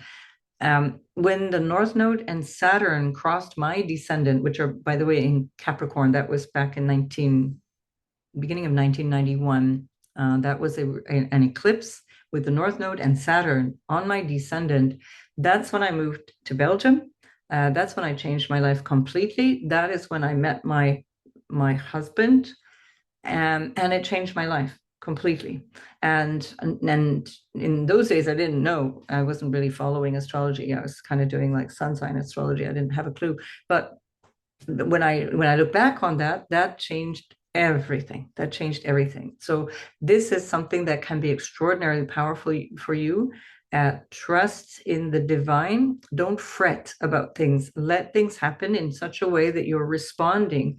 At that time, just to give you an inkling, before I moved to Belgium, I was living in Prague. I was like a volunteer English teacher for half a year at the end of 1990, because I didn't get into the grad school that I wanted. So I thought I might as well do something. And so in that time, I was being not just guided by the universe to go to Belgium, but pushed to go to Belgium. And honestly, I never thought of Belgium ever. It was like nobody thinks of Belgium. Nobody wants to go to live in Belgium. It is something that just was immense. It was plus fort que moi. It was like this thing that I had to do it. And that was this divine guidance. And in my case, with Saturn on the North Node at the time of this eclipse, Saturn was ruling that seventh house in Capricorn at the time. That's also ancestors. So beware, your ancestors might be calling you to do something. My grandfather, my maternal grandfather, was a medic in the Canadian Army. He was a doctor. And for 4 years, he was a medic in the Second World War in Belgium. And I know that he called me back to Belgium to work in healing with people there. That was why I ended up there, because there's no other reason that makes sense. And I only found that out really in the last sort of 6 or 7 years. So all I'm saying here, Virgo, is that you have a mission with somebody else that's going to be showing you who this person needs to be for you in this moment of your life. This is huge. It's equally huge for Pisces, but Virgo is not left out of this game. It's not because you have the South Node moving through Virgo that nothing is going to happen. On the contrary, your idea of yourself is going to change quite radically.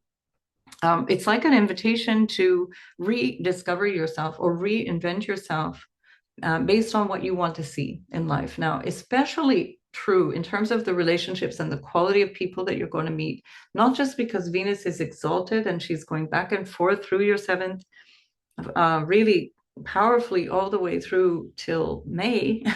I mean, really, it's phenomenal where you have this this support coming from the benefics, where Jupiter is in your 10th house at the moment, Jupiter ruling your house of relationship.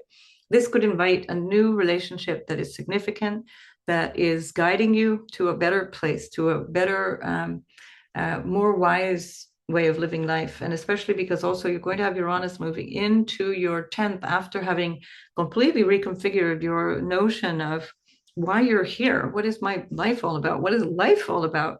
Something big is happening for you, Virgo.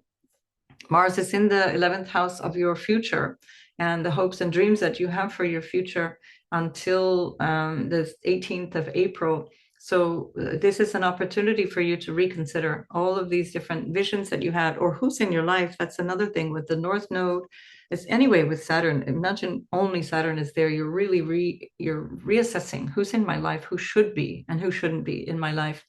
And And especially where's the overgiving with the Neptune there as well? Where am I needing better boundaries in relationships so that I can be better to myself, better with myself, have a better sense of self, more of a better relationship to the dynamics of relationship. And as Mars is going through that 11th house, it's also showing you how you might need to separate yourself from groups and associations and connections and networks and just the way you socialize. It might change dramatically. Mars rules your third house of casual friends and your coffee buddies and people you hang out with and the people you see in your everyday life and your extended family, siblings, and so on.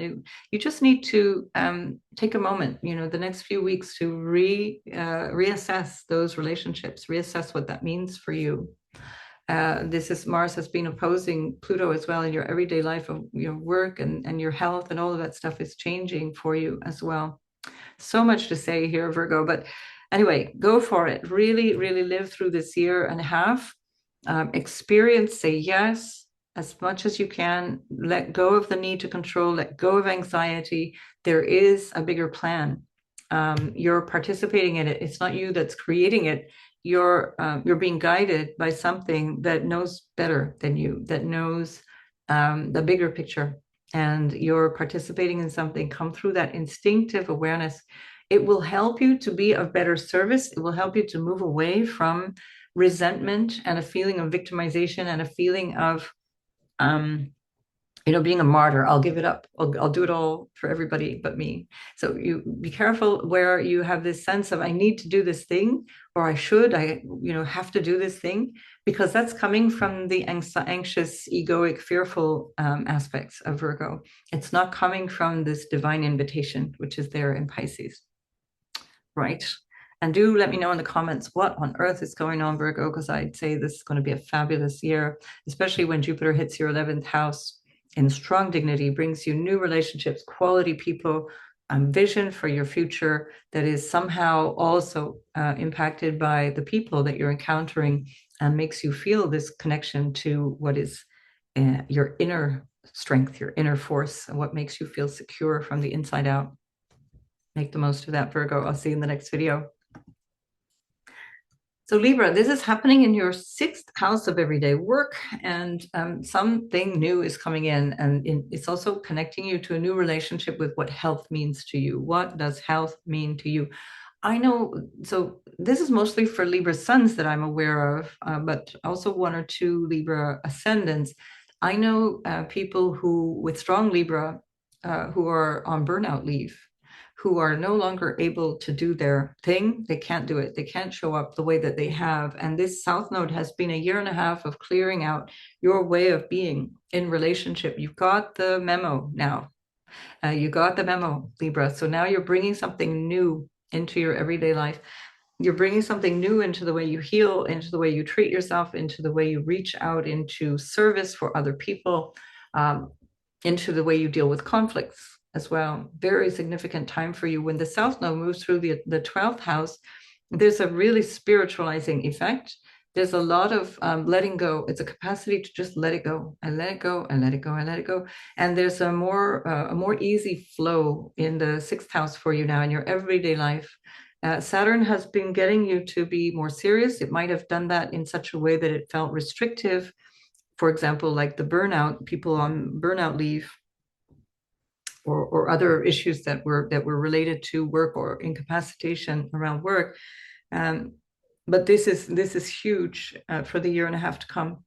And there's something significant that's coming in place of that. And we see also Mars going through the top of your chart.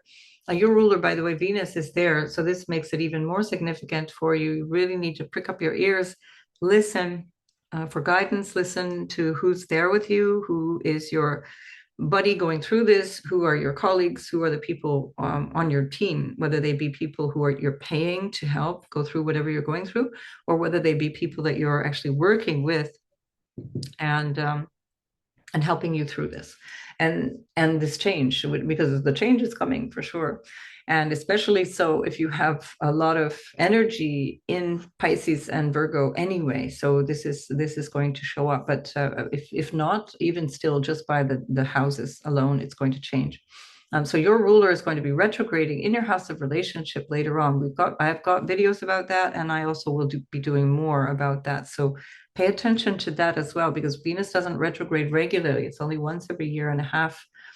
This is something that's calling in a question around who's on my team, who do I want to be with, and is this working for me around my everyday life, around my health, around my work, and so on. So this North Node will be calling in a very different quality of life. At the very least, I know one client, for example, who's decided to take early retirement, and that was already when the nodes were, and that was back in September when the nodes were a few degrees away from the sixth house. But the plan to take retirement is now for June. So that's it, done, moving on.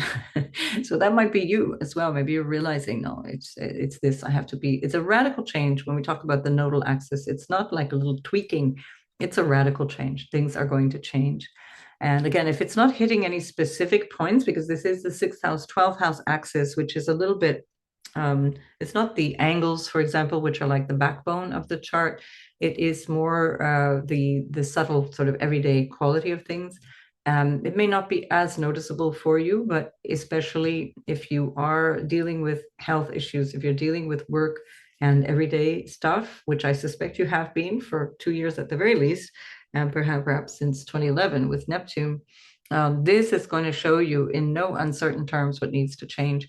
As I said, Mars is up there in your 10th. It's retrograding back and forth into the 11th house. Focus on what you really want. What are you striving for? What are your career goals? What are your personal ambitions? You might have some difficulties grappling with people if you're in a position of hierarchy. And it's especially because Mars is trining that North Node, sextiling the South Node. And so there's something here that also might be where you're, especially as Mars is retrograding till the 24th of February, you're not quite sure how to deal with this stuff. You're not quite sure how to grapple with all of those things. So, yeah. Anyway, make the most of this, Libra. It's an opportunity for you to really change your everyday experience. Listen to the introduction for the dates, or look below this video for the actual dates of previous times that the North Node moved through your sixth house, and you can perhaps understand more by remembering what that was all about. Right? Good luck with all of that, and I'll see you in the next video. Scorpio, the North Node is moving through your fifth house, and that has a lot to do with your creative self-expression, how you reach out into the world through who you are. And this has been a big part of your life in the last little while, especially Neptune moved into this part. This is also about romance, love, romance, pleasure seeking. Now, Neptune moved into your fifth house, March 2011, and there has been a very strong emphasis, potentially delusions, disappointments, disillusionment around issues of love and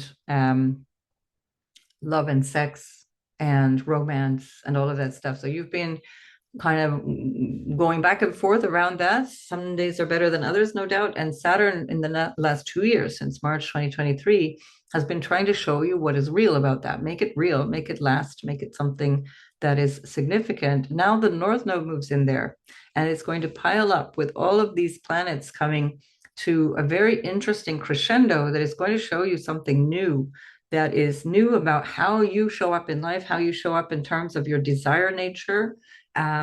You've got Jupiter in your eighth house retrograding, and Jupiter in Gemini, it's not in terribly strong dignity.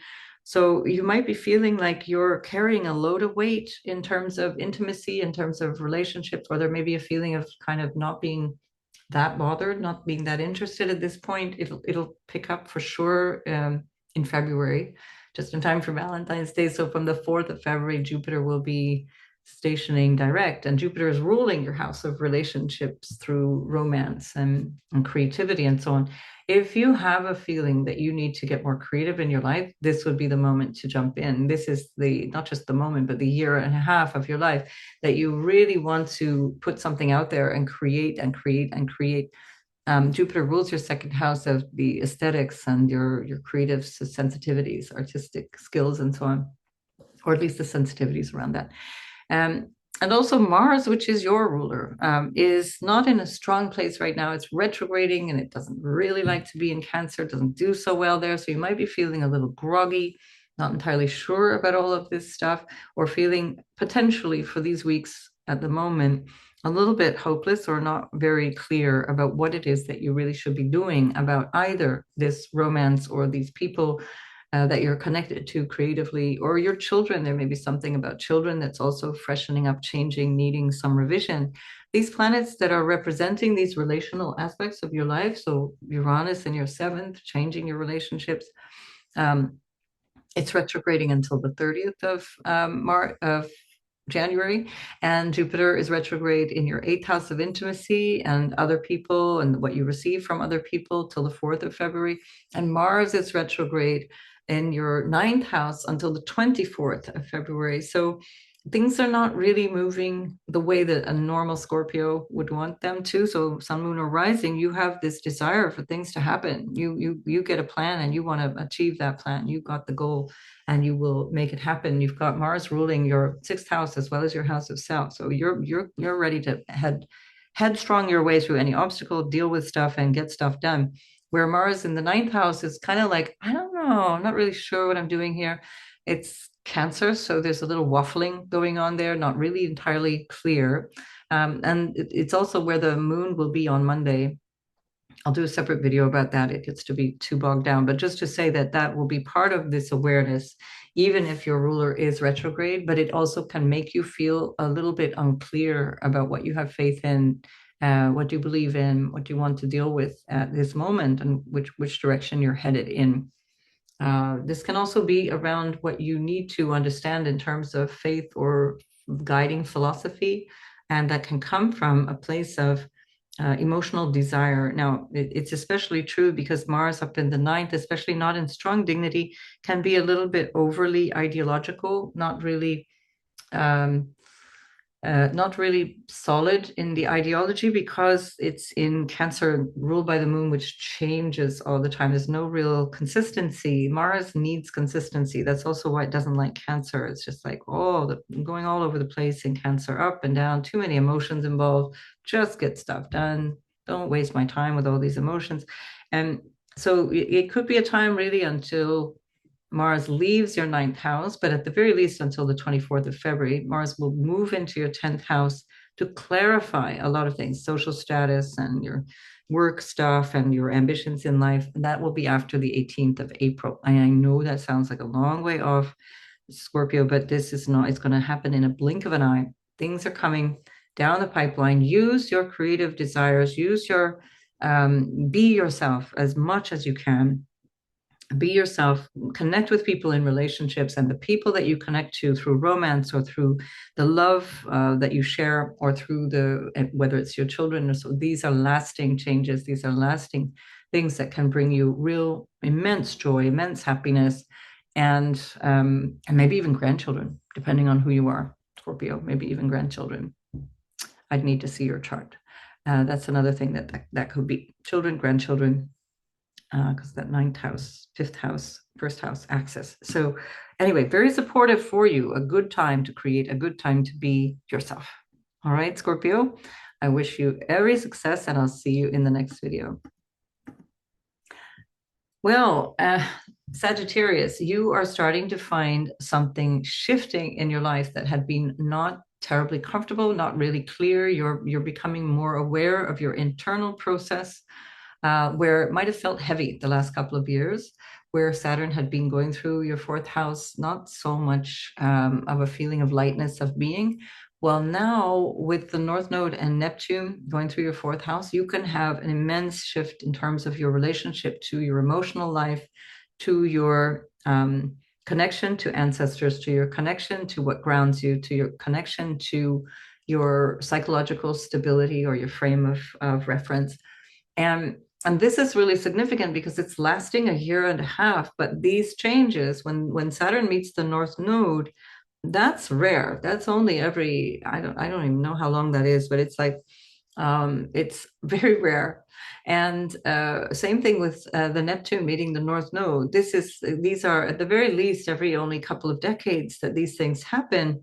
And there's something here that's happening simultaneously. So this is very new for you, Sagittarius. You also with the South Node in the 10th house, you're really ready now to let go of a sense of your career, a sense of your sense of your ambitions and the drives that you had, and feel like now I'm ready for something new, but it's coming from within. It's coming from who you're becoming, or the priority being around yourself rather than work. So work can just kind of take care of itself. It doesn't have to be a preoccupation.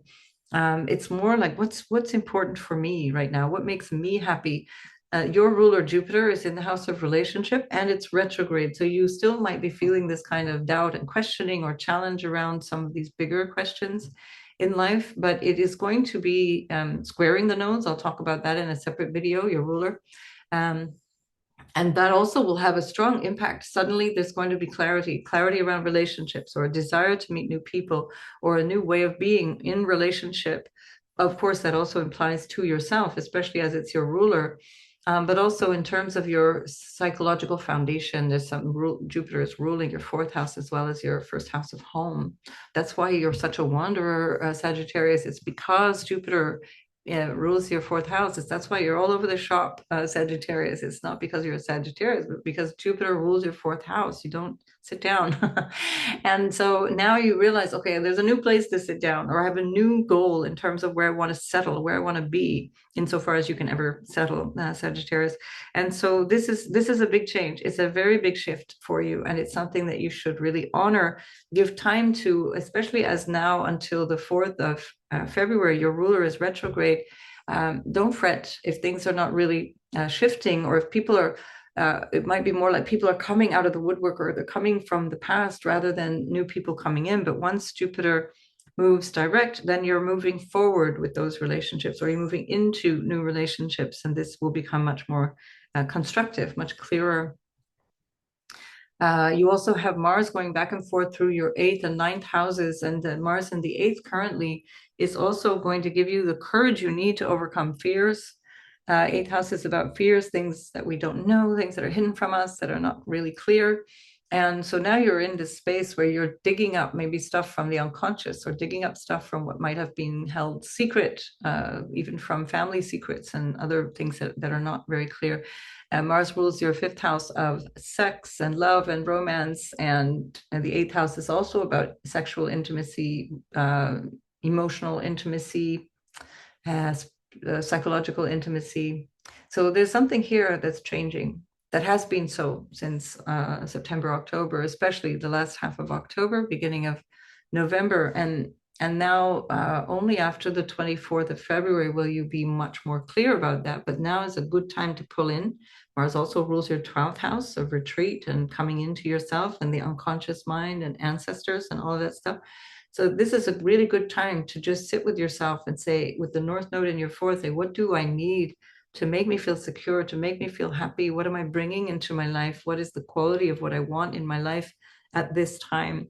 It's not about work. It's not about the ambitions. The worldly ambitions don't really matter at this point. You're not interested in that, Sagittarius. It's not really what is flipping your switch at this point. So not to say again that you're going to be unemployed, that you're not going to be doing anything. It's that that's not it.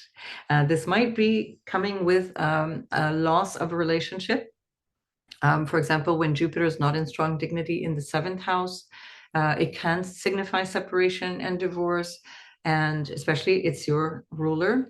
And I would need to see your chart to be able to say that that might be strongly the case for you or not. But it's worth knowing that this would be a very karmic thing. There's something new that you want to trust. This relationship wasn't solid, or it wasn't right, or you've been feeling that it's wrong and you lacked the courage to take action. That's mostly what's happening when relationships collapse like that. It actually looks like something on the surface that's quite sudden, but underneath the surface, there's been a desire for change. So become clear about that. It doesn't have to happen, but if that is an unconscious desire, which by the way, Mars will dredge up, if it is, if that is something that is going on for you, then it's an opportune time to surrender and say, okay, I see that this is done. This chapter is done, and I'm moving into a new phase now.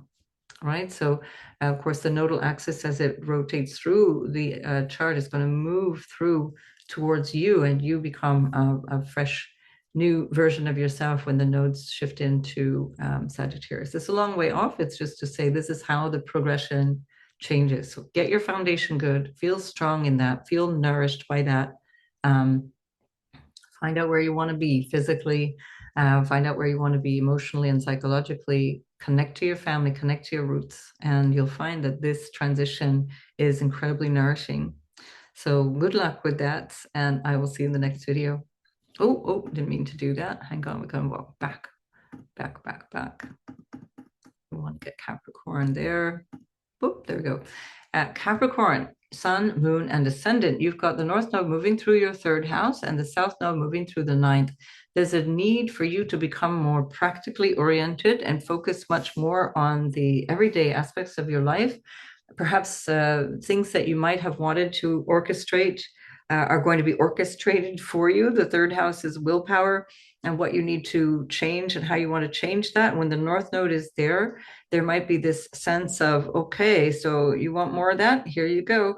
And especially as Jupiter is ruling that from your sixth house of work, this might have something to do with work, new contracts that can come in, new colleagues or relationships through work that bind you to a new cycle, meaning that you've chosen to sign a new contract or you've chosen to engage in a new business venture, for example, and it's creating a whole new cycle for you that will be very, very long lasting. So be careful and be sure who it is that you're working for. So Mars, which is your exaltation ruler, very strong for Capricorn, is in your seventh house. So there's something going on that you're negotiating with. Mars is trining the North Node. It rules your fourth house of what you need to feel secure, what you might consider property and home and family and so on, but it also rules your 11th house of the future. And so there's something here that might correspond also to that Jupiter, which is ruling your ruler, Saturn, in the third, and is tying you from that place of agreements and contracts and connections with people, maybe siblings as well, for whatever reason, especially younger siblings. That can tie you into whatever you choose through your everyday life. And that can also be issues of health that have a consequence on work. You're deciding to get in shape, or you're taking care of your health, or you have to, one way or another. But this third house is also about skills, learning new skills, teaching skills. It's practical, it's grounded, it's something that you are good at. Your Jupiter rules your third house, so it's maybe more akin to teaching and mentoring and doing this kind of thing in a very practical way. It's no longer about the grand philosophies of things. It's not so much about the vision or the belief aspects of that ninth house. You're less interested in these philosophical questions, or you're less interested in your sense of your higher vision or your higher purpose for your life, for example, than you are in terms of like just rolling up your sleeves and getting stuff done. This is a really strong year and a half coming up. You're going to get a lot done. And also have a lot going on around you, because North Node in the third house can change the dynamic that you have in terms of your everyday experience. It'll make your life quite focused in the neighborhood, as it were. It makes me think of Sesame Seed, the Sesame Street, this wonderful day in the neighborhood. No, that was Mr. Rogers. Mr. Rogers, there you go. So it's about focusing on the neighborhood and focusing on those everyday connections and focusing on those little details of life that make life hum and tick. So short-term trips and trips that have a feeling of busyness and activity behind them, rather than long journeys, long pilgrimages, or long journeys for a higher purpose, for example. They become more, you're more focused on the local space around you. Or more focus also, third house is extended family. There may be more focus on family, and especially as Mars, your exaltation ruler, is in the seventh house of relationship, and it rules your house of family, family of origin, your lineage, and etc. So there may be a lot more attention on issues of family that that might have you focusing in. I need to see your natal chart to see exactly how that's panning out. What else is coming up through that? Yeah, so Jupiter, which is ruling the North Node for a year and a half, is going to go through your sixth house until the 9th of June. Then it goes through your seventh house. So you might actually find yourself in a really useful business relationship or partnership of some kind that contributes to a better quality of relationship or better dynamic or more lucrative or more abundant feeling relationships. Very, very helpful having Jupiter in good dignity in your seventh house. So people will come to you that bring you benefit, that bring you something really useful that you can work with. And Jupiter, of course, rules also your 12th house of spirit. So you might be changing your relationship also to your spiritual nature, what you have faith in, what is more hidden, the aspects of your quiet sort of spiritual way of being. So, right, I need to see your natal chart to know a little bit more about the details of this. But anyway, it's a very exciting place to have the North Node. It will keep you busy for sure. And if you do feel like you want to get into teaching or developing new skills, something practical, even music, by the way, of course, third house ruled by Jupiter, really super for music, especially as Venus is in exaltation there for much of this first few months of this year. So with Neptune North Node, Venus, Saturn, you can make something lasting, something beautiful, creating works of art. Venus rules your fifth house of art, and self-expression and creative expression can be absolutely brilliant for that as well. All right, so Capricorn, make the most of this. I'll see you in the next video. Aquarius, sun, moon, and rising. This is happening in your second house. And that's, of course, the place where we find money and possessions and our stuff that has value. So whatever is valuable to you and also your sense of values. This is the second house also that represents everything that supports you. And that includes family. These connections become extremely important right now for the next year and a half. They have been important for the last almost 2 years because Saturn has been there. Maybe a source of frustration or even loss or confusion or a sense of giving up in some way, shape, or form since March 2011 because Neptune has been there. But things are coming to a kind of a head in a way that makes more sense in 2025. Well, it makes more sense. It will make sense karmically, let's say, in 2025. So there's more of your attention coming through what you can do. What are you bringing to the table? How are you manifesting things?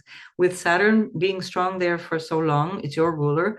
You would have had to put in a lot of work, but now it's like the backup has come. The team has come to support that Saturn. You've got Venus there. You've got Neptune on the North Node. Lots more support, lots more of a sense of something like a support group or people network, perhaps even just literally money coming through there to make you feel more abundant in yourself, make you feel more valued, valuable, and to have a clearer sense of your values. So Jupiter is in your fifth house of children and your creative projects, whatever you create, whether it's businesses or works of art or children. It's your self-expression. How you express yourself is the fifth house. And that's why Aquarius has this sometimes ambiguous way of expressing themselves, because Gemini is there, ruled by Mercury, the hermaphrodite. There's a different way of showing up.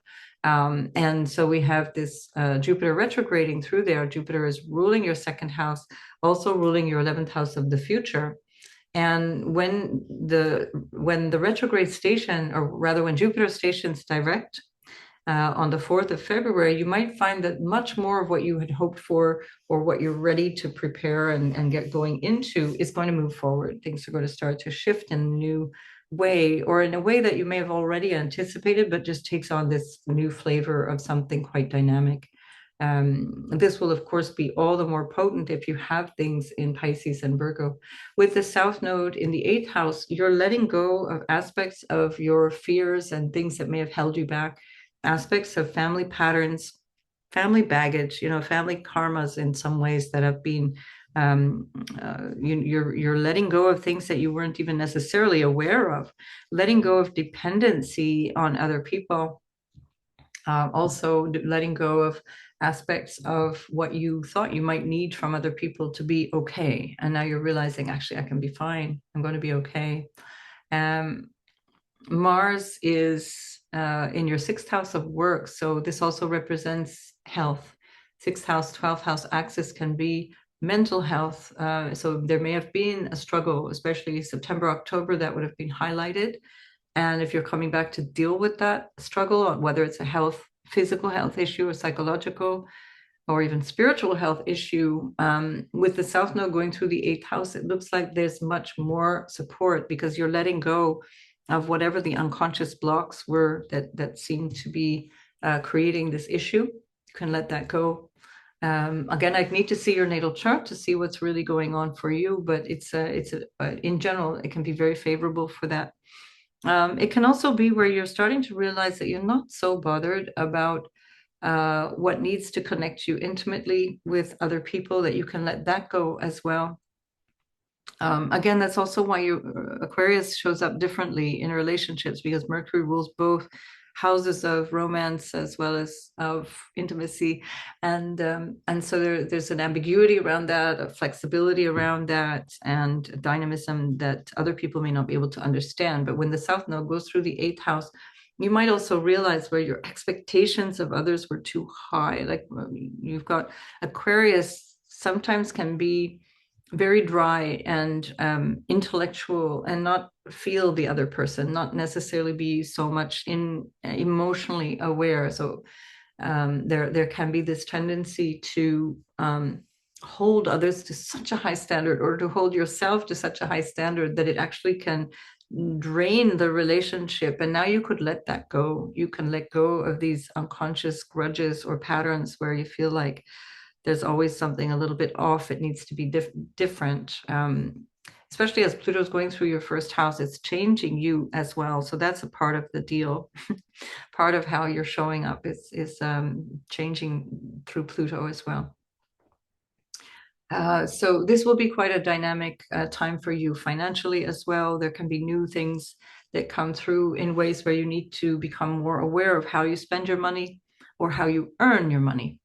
And that will have an effect on your overall sense of what you value, and also your own value. That's also where Venus and Mercury are moving through in their retrograde from the third to the second house again. So this is part of that North Node story overall. I'll come back in other videos to show you a little bit more about that. But since Mars is actually in that trine to the North Node, I think there must be something here to do with either work, the dynamics around work that you're dealing with, or health issues that you're dealing with. So one way or another, over the next few weeks, that will unlock and you'll resolve that. Second house is about how you sustain yourself in terms of also nourishment and taking care of yourself physically. And that's also something that you can benefit from, paying more attention to your physical well-being, to your nutrition and things like that. Right? So good luck with that, Aquarius. Pisces, of course, you must have heard the intro that has a very strong impact on you, but this is your time, Pisces. You will have had, again, listen to the intro where you will have had the experience of this before. It was the last time was 23rd of June, 2006 till the 18th of December, 2007. So how did you change then? Pisces, Sun, Moon, and Ascendant are all going to be reconfigured in a profound way, and the relationships will be a very big part of this. So who is in your life, who's not in your life, will change dramatically. New people coming into your life who can be quite karmic in terms of relationships that you may have known in another lifetime. The axis of North and South Node brings people in to your focus again from experiences that you don't necessarily remember, or that you remember profoundly, but they don't make sense in this lifetime. So for sure, stay open to that. But it doesn't necessarily, speaking from experience, doesn't mean that those people are necessarily good for you on the human level. They're good for you in terms of your karma and your spirit. So they will be coming with lessons. So you still have to trust your discernment and still have to trust your gut, which is definitely that Virgo quality. But it's definitely a time for you to really shine. So you're coming into your own. This is a period of time where the whole world is starting to get Pisces. Finally, you say, the whole world starts to understand the mechanism behind Pisces, where Pisces are kind of floating around through life and saying, why is everybody kicking up such a fuss? And everybody else is like, why are you so irresponsible? And now the world will get it. Now the world will start to understand why this attitude of allowing is not giving up. It's an attitude of going with the flow. And that is where you are going to be modeling for others how to cope with this dramatic season and era that we're moving into. So you might find yourself in a role as a teacher, especially as Saturn is there. Very interesting dynamic Saturn Neptune with the North Node. We have not seen this, especially with Venus at the same time. We have not seen this in recent history. It has been centuries. So we don't know what this is going to be like. We just know it's going to be one hell of a ride. And so we want to keep that sense of what is the highest aspiration of Pisces. That's compassion. It's about forgiveness. It's about letting go of these material concerns. But you also have to be keenly aware of this dynamic of the Pisces and Virgo axis, which is about victimization and about playing the victim or playing the martyr. And so be careful also that that might become an impediment to your own growth. It's not about you. It's never been personal, Pisces. That's the important thing to recognize. We can only be a victim or martyr if we believe that this is about us, that it's personal to us. Mars is in your fifth house of creative self-expression and reaching out into the world, reaching out with your unique way. Which is also, this is another way we see, for example, fifth house from Pisces is Cancer. That's why we see Pisces is so heart-centered, so compassionate. It's because Cancer is on your fifth house. These things have a logic. It's not random. And so with this quality of emotional nourishment and emotional nurturing being explored or examined with Mars there, you might feel overwhelmed emotionally. You might feel like, I've given too much. I can't do anymore. I need to pull back. So hang in there. This is a lesson that you would have also picked up on, or that you may have picked up on and ignored, if you're like me, back in October, last week of October, first week of November. That trine to the North Node is showing us something here about the dynamic between how we need to step out and reach out into life and what needs to be done about that. Now, this can also be about your children. Fifth house represents children, if you actually have children or if you're thinking about children. So there might be a dynamic that's actually in the lives of your children. That's also part of this story. It's affecting you, but it's not done by you, let's say. Your creative expression is also going to be where you get your income from, because Mars is going through there, trining the North Node. So part of this new understanding can bring you to this place of new creative resources, new income sources. Chiron has been there for the last forever, so since May of 2018, and that has been impacting finances in a way that has called in your insecurities around your own value, in insecurities around your sense of being enough or being able to function financially. It's not Pisces' strong point usually. And again, speaking as a Pisces stellium.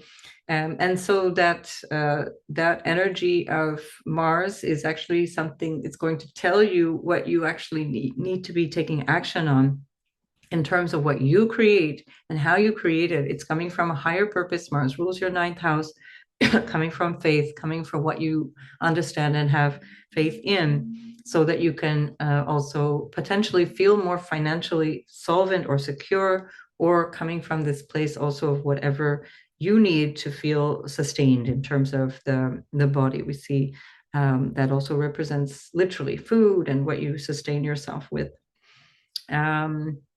Of course, at the same time, you also have the South Node going through your seventh house, where you are letting go of dysfunctional relationships, letting go of patterns which say, let me fix you, let me help you. I want you to be in my life so that I can feel like I'm the hero, or I want you to be in my life so that I can feel like I have a purpose.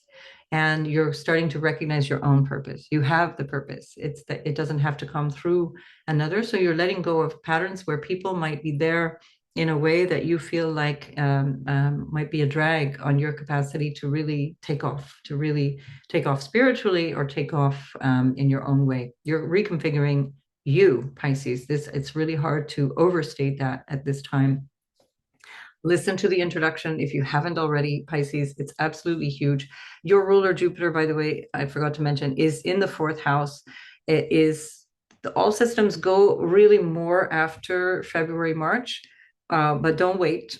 Things are definitely happening before then, but I think they will really start to accelerate after the 4th of February when Jupiter stations to move direct, and especially after June, 9th of June, when Jupiter moves into your fifth house, trining your ninth house, creating enormous amounts of good fortune and support, and bringing you what you now understand you need to be happy, allowing that to manifest, allowing that to come through you.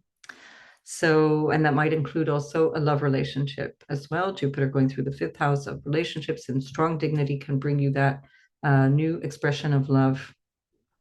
Right. Pisces, we'll come back and talk more about that, no doubt.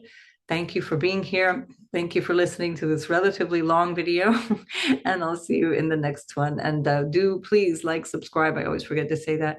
I don't monetize my videos, so YouTube kind of corners me, and you have to kind of look for me, I'm afraid. There we are. All right. Bye-bye. See you in the next video.